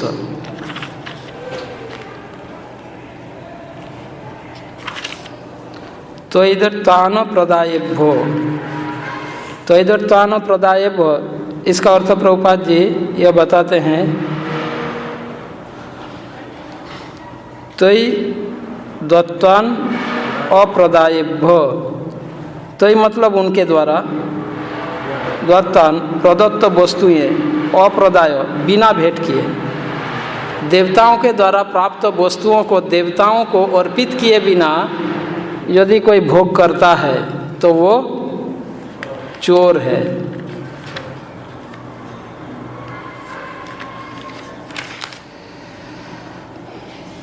तो इधर तानो प्रदायभ्यो यो भुंक्ते स्तेन एव स, स्तेन मतलब चोर। जो व्यक्ति देवताओं के द्वारा दिए गए भोग को वस्तुओं को देवताओं को अर्पित किए बिना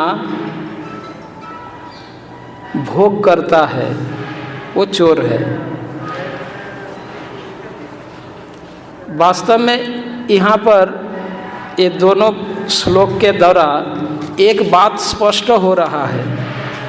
भगवान ने जो नियम बनाया, जो विधि निर्माण किया, जो लोग भगवान के प्रत्यक्ष शरण में नहीं आया उनके लिए ये जो विधि भगवान ने बनाया, इसमें इस विधि में एक बात स्पष्ट हो रहा है, देवताओं के साथ मनुष्य का रिलेशन। वो रिलेशन, वो संबंध क्या है? एक व्यापार का बिजनेस रिलेशन है या नहीं? ये लोग यज्ञ करेगा तो वो देगा, वो नहीं करेगा नहीं देगा। जैसे बिजनेस रिलेशन में पेमेंट दो सामान लो, पेमेंट नहीं है सामान नहीं है ना? तो एक बिजनेस रिलेशन है देवताओं के साथ मनुष्य का। अब ऐसा बिजनेस रिलेशन में यदि व्यक्ति वस्तु का जितना मूल्य उससे अधिक पेमेंट देता है तो दुकानदार उस पर खुश होंगे, है या नहीं? और यदि उससे कम कीमत चुकाते हैं तो दोबारा नहीं देगा, ये भी बात है। अगर बराबर कीमत चुकाते हैं तो कोई जो भी बिजनेस रिलेशन में ऐसा रिलेशन नहीं होता कि तुम कम दिया नहीं दिया ज़्यादा दिया ले जाओ, ये रिलेशन बिजनेस रिलेशन में नहीं है। तो इससे यह स्पष्ट होता है इस संसार में जो व्यक्ति जितना पुण्य कर्म करेंगे देवता उनको उतना ही फल प्रदान करेंगे, है ना? यानी पुण्य कर्म के आधार पर जो जितना कीमत चुकाएगा उसको उतना ही सुविधाएं देवताओं देंगे। ये बिजनेस रिलेशन यह स्पष्ट हो रहा है यहाँ पर, ये रिलेशन यहाँ पर स्पष्ट है। तो इसीलिए मनुष्य जो इस संसार में सुख भोग करना चाहते हैं, भोग ऐश्वर्य करना चाहते हैं, उसके लिए क्या करना होगा? इस जीवन में जितना आवश्यक उससे ज़्यादा अगर वो पेमेंट दिए तब तो उसको स्वर्ग आदि सुख पाप वो मिलेगा और फिर से यह चांस दोबारा मनुष्य शरीर में चांस मिल जाएगा। परंतु जो जितना उन्होंने स्वीकार किया उससे कम पेमेंट दिया तो दोबारा यह चांस नहीं मिलेगा। सिंपल सी चीज़ है, ऐसा ही बिजनेस रिलेशन है।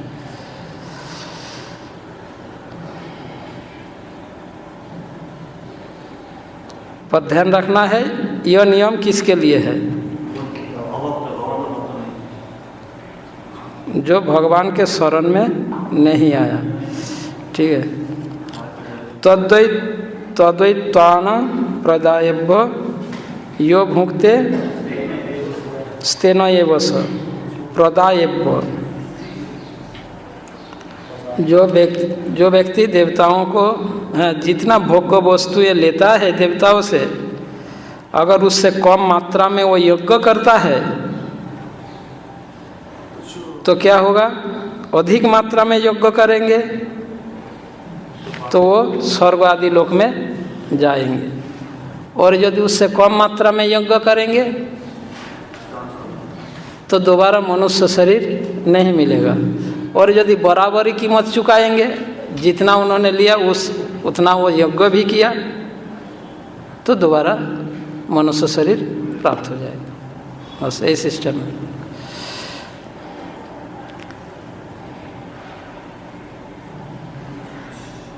ठीक है, नेक्स्ट श्लोक।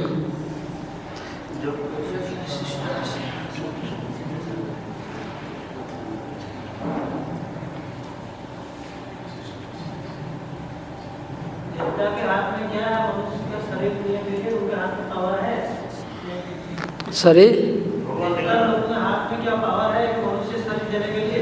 भगवान देगा ना, भगवान। ये भगवान ने यह नियम बनाया, भगवान का यह नियम बनाया ना।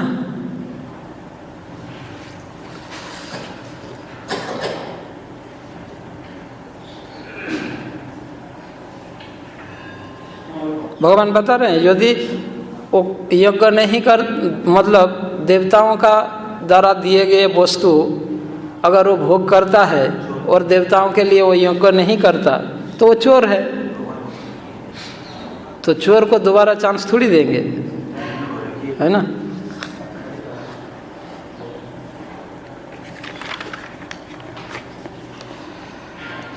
श्लोक के तात्पर्य में भगवान प्रभुपाद जी बता रहे, देखिए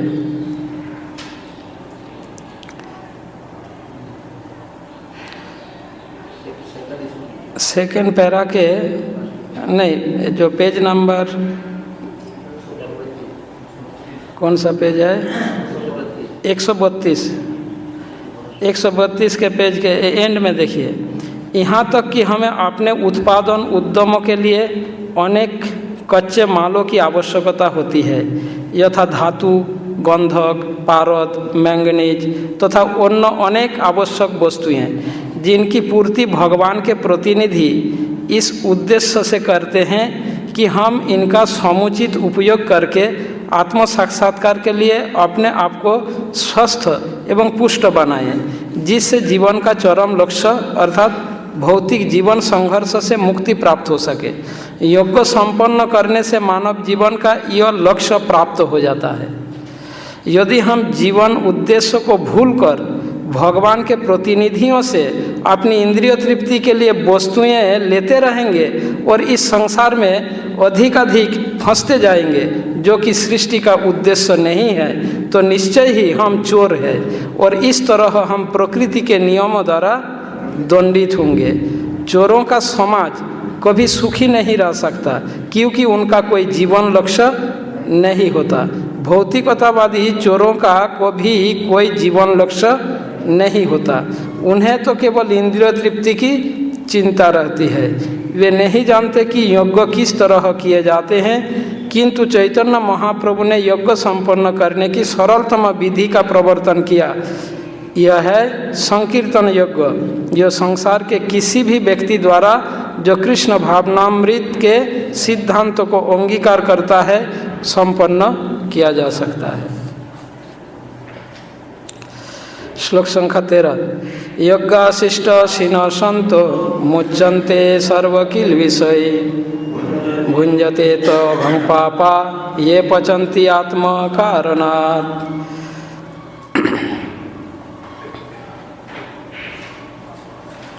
भगवान के भक्त सभी प्रकार के पापों से मुक्त हो जाते हैं, क्योंकि वे यज्ञ में अर्पित किए भोजन को ही खाते हैं।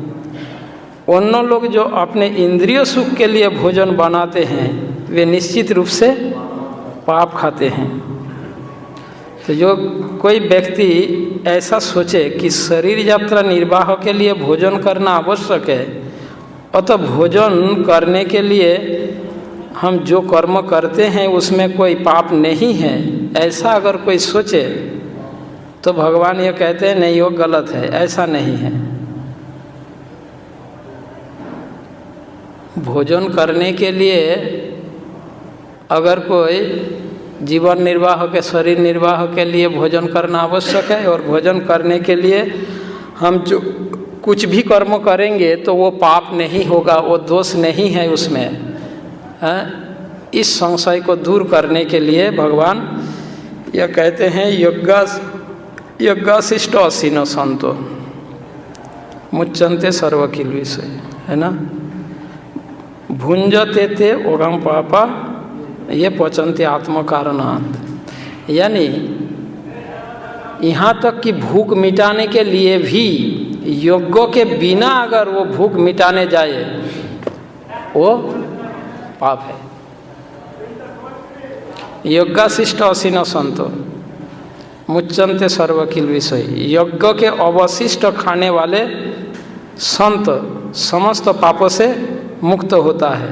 भगवान के भक्त सभी प्रकार के पापों से मुक्त होते हैं, क्योंकि वे यज्ञ में अर्पित किए भोजन को, प्रसाद को ही खाते हैं।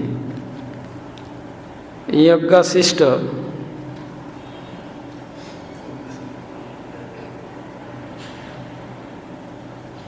यानी ऐसा भोजन मनुष्य को करना चाहिए जो भोजन भगवान को अर्पित किया गया हो, तो वो पापों से मुक्त हो सकता है। जिसे खाने के लिए हमें भगवान आदेश दिए हैं, ठीक है, वही भोजन को हमें लेना चाहिए। जो लोग नास्तिक है, असुर स्वभाव वाले हैं, नास्तिक स्वभाव वाले हैं, ये लोग ऐसा तर्क करते हैं भगवान थोड़ी खाते हैं। भगवान अगर खाते तो इससे कम होता, कम तो होता ही नहीं, है ना। जैसे थाली भर के ले जाते हैं वही थाली भर के वापस लाते हैं। तो भगवान खाते हैं ऐसे हम कैसे मान ले। ऐसे ही प्रभुपाद जी को एक व्यक्ति ने ऐसा पूछा था। प्रभुपाद जी प्रवचन कर रहे थे तो एक व्यक्ति ने यह प्रश्न पूछा, स्वामी जी हम कैसे मान ले कि कृष्ण भोजन करते हैं, क्योंकि हम जो अर्पित करते हैं वही तो हम कैसे मान लेंगे कि भगवान भोजन करते हैं। तो प्रभुपाद ने क्या जवाब दिया? प्रभुपाद ने यह जवाब दिया, उन्होंने कहा बैठो। प्रभुपाद जी ने कहा, फिर सारे ऑडियंस से पूछा कि आप लोग बताओ, भगवद गीता में कृष्ण यह कहते हैं पत्रं पुष्पं फलम तोयम जो में भक्ता प्रयच्छति तदहम भक्तो परहितम अस्नामि प्रजतात्मनः। मेरे भक्त मुझे जो भी भक्ति के साथ जो कुछ अर्पित करते हैं, पत्ते, फूल, फल, जल, मैं उसे ग्रहण करता हूँ। तो कृष्ण कहते हैं कि वो ग्रहण करते हैं, और ये व्यक्ति कहते हैं कि कृष्ण ग्रहण नहीं करता। अब आप लोग बताओ कि मैं इसका बात मानूं या गीता में कृष्ण ने जो कहा ये बात मानूं? आप लोग बताओ।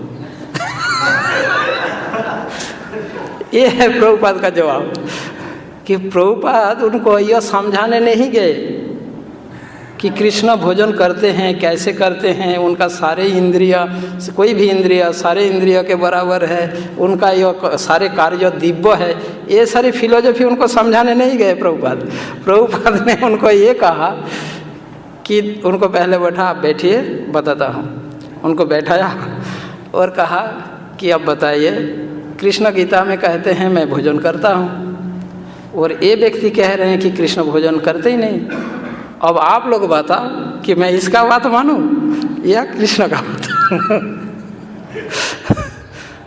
तो वो सभी लोगों के सामने इतना बेवकूफ़ बन गया, चुप रहा और कुछ बोला ही नहीं। चुप रहा और कुछ पूछने का उसके पास है नहीं। ऐसे प्रभुपाद का हाँ जवाब ऐसे होता था। उनको पता चलता है इससे बहस करके कोई फ़ायदा नहीं है ना, इससे तर्क करके बहस करके क्या फ़ायदा।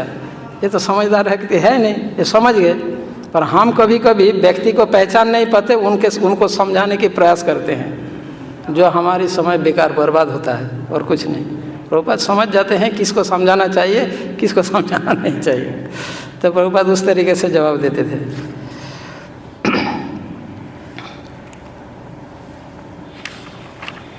यज्ञाशिष्ट, यज्ञ में यज्ञ के अवशिष्ट प्रसाद भोजन करके।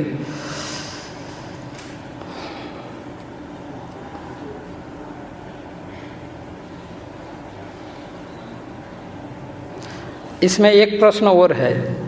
तो इस श्लोक में भगवान यह कहते हैं जो अपने इंद्रिय तृप्ति के लिए भोजन पकाते हैं वो प्रत्येक ग्रास में वो पाप भोजन करता है ना, निश्चित रूप से वो पाप खाते हैं। तो कभी कभी हमारे मन में ये प्रश्न आता है, अगर प्रसाद किसी के शरीर के लिए नुकसानकारी हो तो क्या करना चाहिए?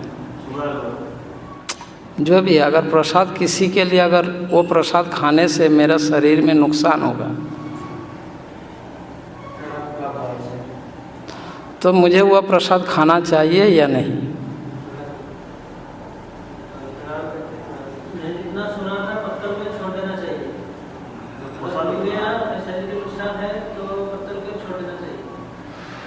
ज्ञान में खाने से कोई नहीं, प्रसाद जब देखेगा भगवान की बात, जब ये देखेगा हालो है, पूरी है, मेरा शुगर, तब तो प्रसाद नहीं रहेगा, तब तो साधारण वस्तु का तरफ काम करेगा।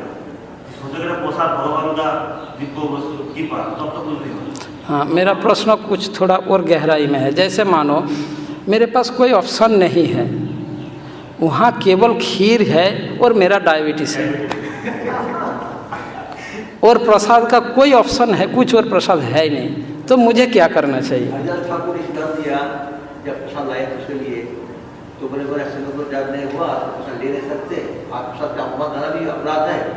एक चीज के लिए प्रसाद के जरूर कुछ रहना चाहिए। वो तो हरिदास ठाकुर थे प्रभु, वो तो खाए या नहीं खाए उसमें कोई फर्क नहीं पड़ने वाला।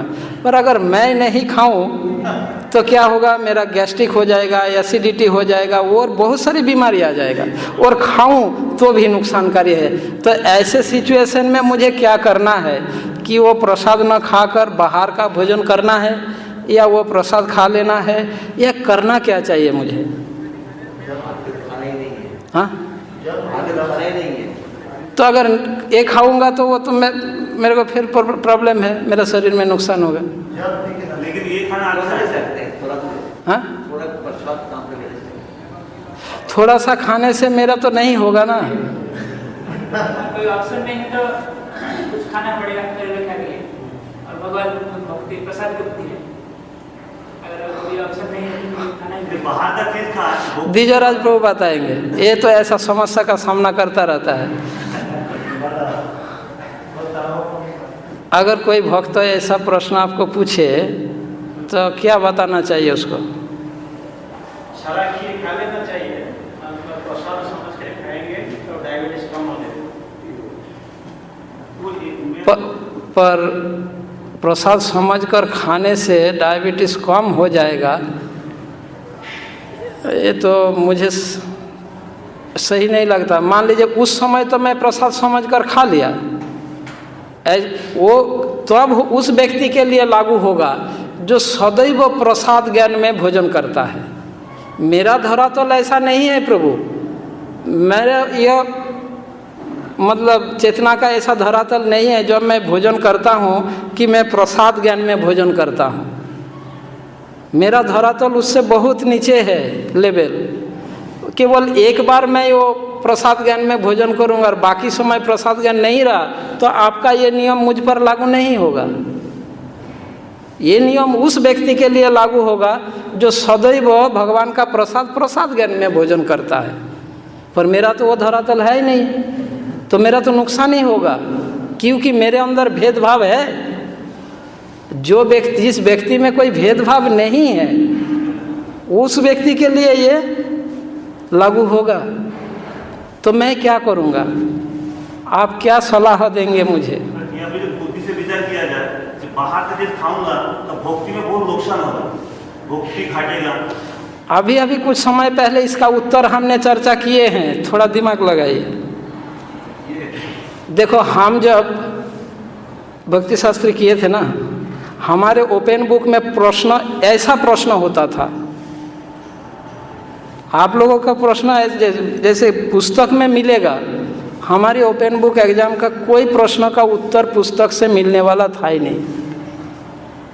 डायरेक्ट आपको कहीं से भी नहीं मिलेगा। और ऐसे प्रश्न आपको बोलेगा 2000 शब्दों में लिखो। पहले बोला इष्टानिष्ट माने इष्ट अनिष्ट, जैसे बाहर का चीज तो अनिष्ट हो गया ना, ये कल्याणकारी नहीं करेगा, और ये कल्याणकारी होगा माने थोड़ा क्षति वाली भक्ति में कल्याणकारी है, प्रसाद है, ये खाने भक्ति कल्याणकारी होगा। लेकिन जो बाहर का खाऊंगा वो भक्ति का विरोध, हमें मेन तो भक्ति देखना है, शरीर से भक्ति। तो सॉल्यूशन क्या है?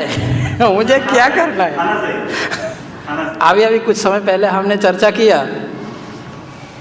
यज्ञार्थात कर्मण्य, है ना? तो हमें व्यक्ति को अपने धरातल के हिसाब से कर्तव्य कर्म करना चाहिए, है ना? जो जिस स्थिति में है उसके अनुसार उनका कर्तव्य कर्म। मेरे लिए कर्तव्य क्या है? मीठा खाना या मीठा न खाना। जब तक मेरे अंदर भेदभाव है तब तक मीठा तो नहीं खाना चाहिए, है ना? और अगर मीठा नहीं खाना चाहिए और अन्न भोजन करूँगा तो वो तो पाप होगा। और उस श्लोक में हमने यह चर्चा किया कि कोई भी कर्म को हम यज्ञार्थात कर सकते हैं, तो अन्न भोजन को हम भगवान को अर्पित करके ले सकते हैं या नहीं? हमें वो खीर खाना है ऐसा क्यों? हम अन्न भोजन फल ला सकते हैं, कुछ और भोजन ला के भगवान को अर्पित करके, हाँ, तो फिर उस मतलब उन कर्मों को यज्ञार्थात कर्म में रूपांतरित किया जा सकता है। ये इसका उत्तर है। ठीक है, हाँ, हमें खीर नहीं माना। ठीक है।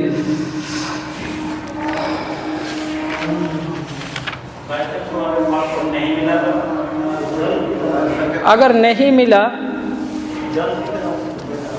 तो हमें प्रभुपाद जी इसके उत्तर में यह कहते हैं कि संसार में ऐसा स्थिति नहीं होगा कि आज के दिन में ऐसा भोजन नहीं, अगर नहीं मिला तो उसके लिए शास्त्रों का निर्देश, अगर मिलने का कोई चांस ही नहीं है, मिलेगा भी नहीं, ऐसा अगर हो तो उस स्थिति में शरीर रक्षा के लिए वो मन से है ना भगवान को इस तरीक़े से वो कर सकते हैं। ऐसे स्थिति में भगवान उनको शरीर रक्षा के लिए ऐसा सिचुएशन आ जाए, जब तक हमें प्रयास करना है। आज के दिन में ऐसा सिचुएशन आना बहुत ये है, फिर भी अगर ऐसा किसी का हो जाए तो वह स्थिति एक व्यक्ति को कभी अपने भक्ति की विधि से, प्रभुपाद जी ऐसे कठोर होता, चाहे आप कहीं भी हो, कैसे भी हो, हाँ, नियमों को पालन करना चाहिए। तो इसमें हमें प्रायोरिटी दिए हैं तो करना चाहिए। इसके लिए यदि मेरा मृत्यु भी हो जाए तो भी अच्छा है, ठीक है, तो उस स्थिति में हमें भोजन करना है। ऐसे मेरा शरीर बिगड़ेगा और नहीं तो जो भी होगा तो प्रसाद है, प्रसाद को सम्मान करो। जो जिसका जैसे स्थिति है तो सम्मान करके आप भूखा रहो और या तो भोजन कर लो, अगर ऐसा स्थिति है। अदरवाइज हमारे पास अगर ऑप्शन हो तो हम उसको भगवान को ऑफर करके प्रसाद ले सकते हैं। ठीक है, श्लोक संख्या 14। अन्नात् भवन्ति भूतानि पर्जन्यात् अन्न संभवा, पर्जन्यात् अन्न संभव, यज्ञात् भवन्ति पर्जन्य यज्ञ कर्म समुद्भव। अन्नात् भवन्ति भूतानि पर्जन्यात् अन्न संभव, यज्ञात् भवन्ति पर्जन्य यज्ञ कर्म समुद्भव। समस्त प्राणी, भौतिक शरीरधारी समस्त प्राणी अन्न पर आधारित है, जो वर्षा से उत्पन्न होता है। वर्षा यज्ञ संपन्न करने से होती है और यज्ञ नियत कर्म से उत्पन्न होता है।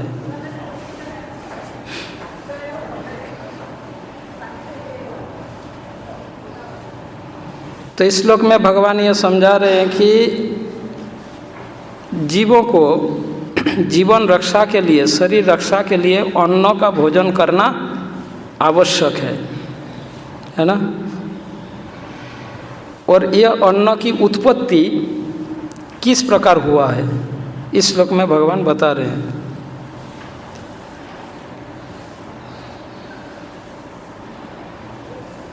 अन्न की उत्पत्ति वर्षा से हुई, वर्षा यज्ञ से और यज्ञ नियत कर्म। तो यानी अन्न के उत्पत्ति के पीछे कोई कारण भगवान यहाँ उल्लेख कर रहे हैं, है ना, जो एक दूसरे का कारण बता रहे हैं भगवान। यहाँ पर जीवों के शरीर रक्षा के लिए कोई कारणों का उल्लेख किया भगवान, और जो उन कारण एक दूसरे से संबंधित है, एक दूसरे का कारण है। जीवों के शरीर रक्षा के लिए अन्न चाहिए, अन्न के लिए बरसात चाहिए, बरसात के लिए यज्ञ चाहिए, और यज्ञ के लिए नियत कर्म करना चाहिए, है ना। अब इससे यह स्पष्ट है कि जीवों के शरीर रक्षा के लिए जो कारणों का वर्णन हुआ वो कारण एक दूसरे का भी कारण है, एक दूसरे से ऐसे संबंधित है कि एक दूसरे पर डिपेंड है, एक दूसरे का कारण है। ऐसा कोई एक कारण नहीं कि उससे हमारी शरीर रक्षा हो जाएगा। जो कारणों का वर्णन किया ये एक दूसरे के कारण भी है।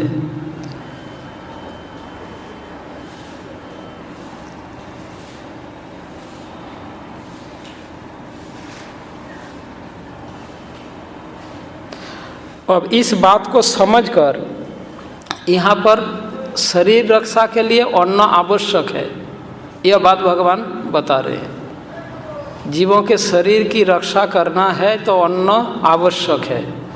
अगर कोई पूछे शेर तो अन्न खाते नहीं, तो शेर की शरीर रक्षा के लिए अन्न का तो निर्भरशील नहीं है यूँ, पर वो जिसको खाएगा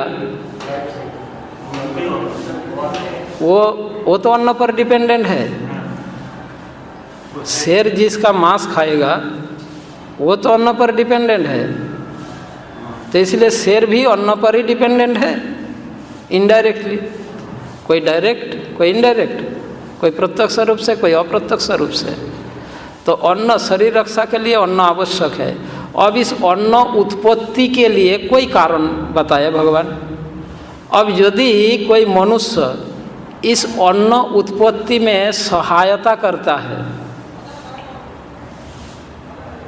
तो उनको अन्न खाने की अधिकार है, पर जो व्यक्ति इस अन्न उत्पत्ति में सहयोग नहीं देता उनको अन्न खाने का अधिकार नहीं है। फिर वो अन्न खाएगा तो वो चोर है या नहीं। शरीर रक्षा के लिए अन्न आवश्यक। अब अन्न उत्पत्ति के पीछे कोई कारण है, वर्षा चाहिए, वर्षा के लिए यज्ञ करना है ना, ऐसा जो कारण है। अब यदि मनुष्य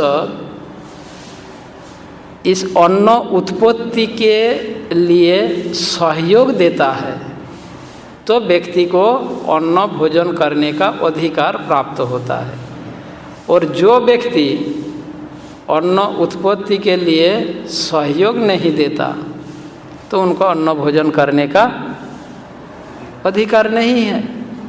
यह सिंपल बात है। ऐसे हम प्रसाद हल में प्रसाद भोजन करते हैं, है ना, तो हमारी अधिकार क्यों है? क्योंकि हम सभी किसी न किसी प्रकार से वो प्रसाद के लिए हम सहयोग दे रहे हैं, कोई डायरेक्टली कोई इनडायरेक्टली, किसी न किसी प्रकार से प्रसाद बनाने में सहयोग दे रहे हैं, इसीलिए प्रसाद लेने में अधिकार दिया गया। और बाहर के कोई गेस्ट आया उनको ऐसा अधिकार नहीं दिया गया, कूपन लाओ फिर जाओ, है ना, कुछ चुकाना पड़ेगा, ऐसा नहीं होता है ना। तो ऐसे अधिकार तब हमें प्राप्त हो रहा है। ठीक उसी प्रकार यह शरीर रक्षा के लिए हमें जो अन्न की आवश्यक है वह अन्न उत्पत्ति में यदि हम सहयोग देते हैं तो हमें अन्न भोजन करने की अधिकार है। इस श्लोक में भगवान यह समझा रहे हैं कि सारे प्राणी अन्न पर आश्रित है। अन्नाद भवन्ति भूतानि, भूतानि का अर्थ समस्त प्राणी, परंतु यहाँ पर मनुष्य के लिए ही प्रयोग हुआ है। ठीक है। अन्नात् भवन्ति भूतानि, भूतानि शब्द से तो समस्त प्राणियों को सूचित किया जाता है, पर इस श्लोक में भूतानि का अर्थ मनुष्य ही है। ठीक है।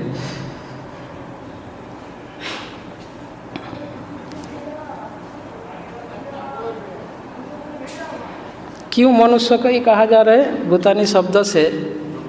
क्योंकि मनुष्य ऐसे प्राणी है जो अन्न पर प्रत्यक्ष निर्भरशील है।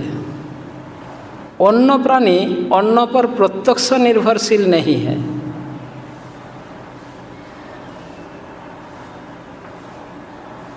एक बकरी ये अन्न पर निर्भरशील है, पर बकरी को अन्न खाने के लिए ऐसा व्यवस्था की आवश्यक नहीं है, उसको पकाना पड़ेगा, हाँ, फिर वो खा सकता है, वो कांचा ही खा सकता है या नहीं?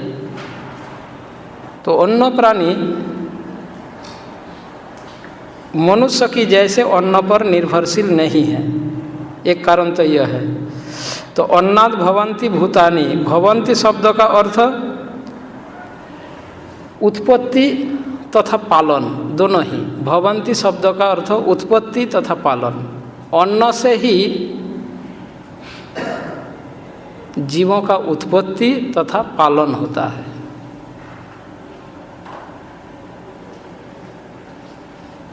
कलियुग के मनुष्य को अन्नगत प्राण कहा जाता है। जब तक हमारे शरीर में अन्न है तब तक हमारी प्राणवायु शरीर में रहेगा। अन्न खत्म, प्राणवायु भी निकल जाएगा, नहीं रहेगा अन्नगत प्राण। और अन्न युग में कोई अस्थिगत, कोई मज्जागत, कोई क्या बोलते हैं मज्जागत, अस्थिगत, ऐसे प्राण होता था।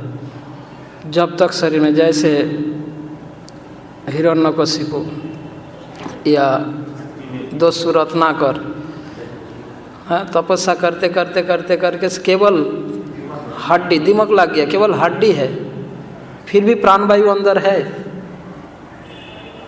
हाँ, जब तक हड्डी होगा तब तक वो प्राणवायु रहेगा उसमें, और हड्डी भी नष्ट हो गया तो प्राणवायु चला जाएगा। ऐसा ऐसे युग था जब तक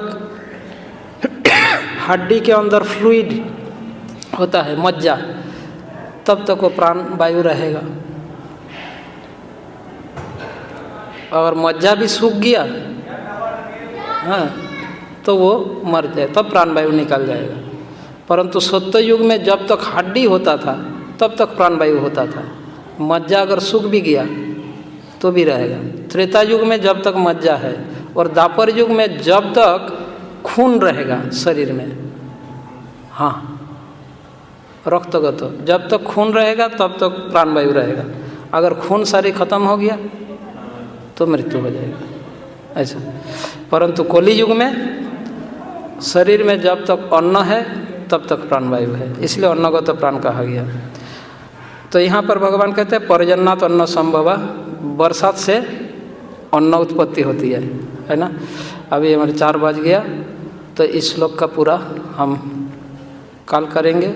और 2 श्लोक, आज का टारगेट 16 तक था, 2 श्लोक बाकी रह गया, तो कल पूरा करेंगे। 12 से 13 नंबर श्लोक का कनेक्शन समझ में नहीं आया। 12-13 दोनों श्लोकों का ना, ठीक है। 12वें श्लोक में इष्टान भोगान वो दिवा, है ना। जीवन की विभिन्न आवश्यकताओं को पूर्ति करने वाले विभिन्न देवता योग्य संपन्न होने पर प्रसन्न होकर तुम्हारी आवश्यकताओं को पूर्ति करेंगे, किंतु जो इन उपहारों को देवताओं को अर्पित किए बिना भोगता है वो निश्चित रूप से चोर है। और 13वें श्लोक में भगवान कहते हैं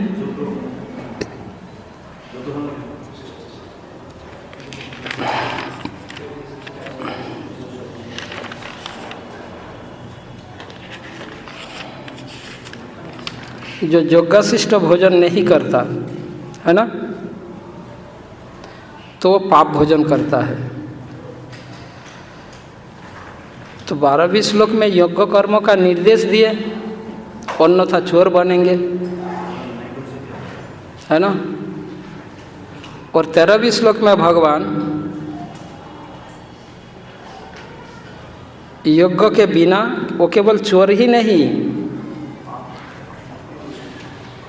वो पाप भोजन करेंगे, ये भी बताया।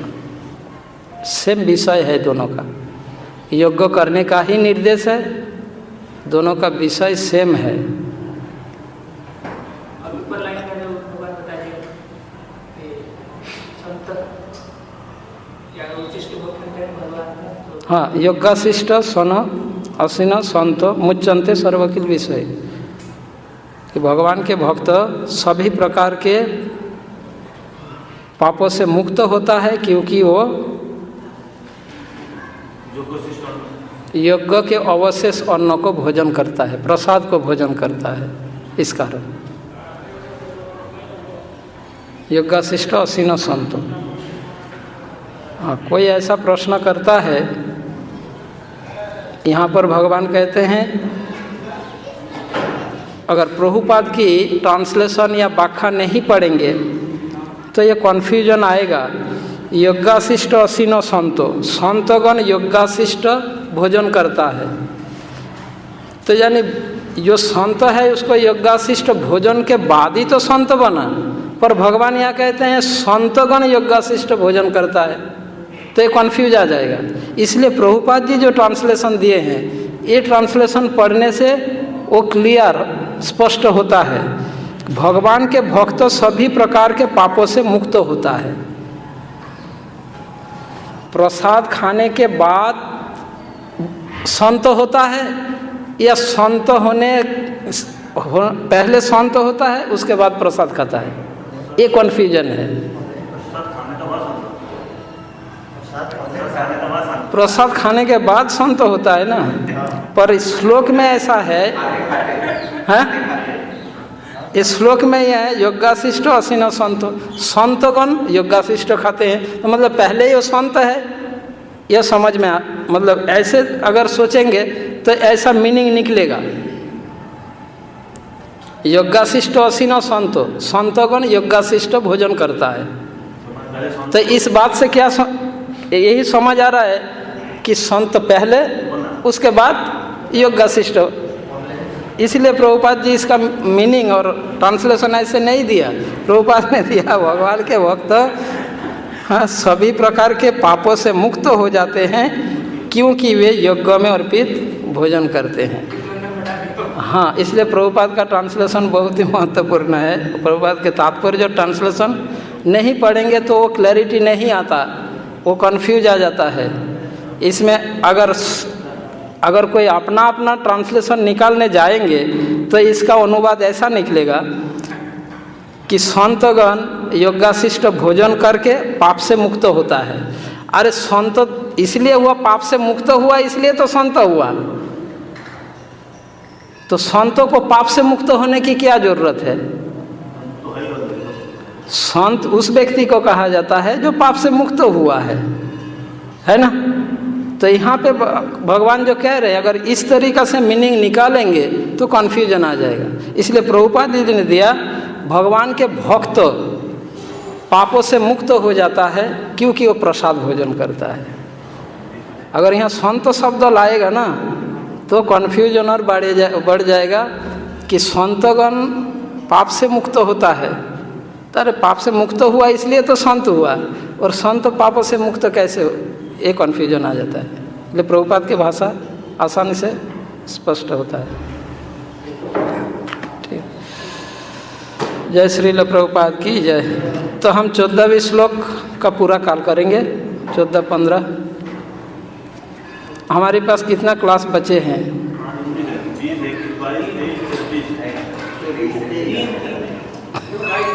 20, 21, 22, 23, 24, 23 को जाऊँगा। 20, 21, 22, 23।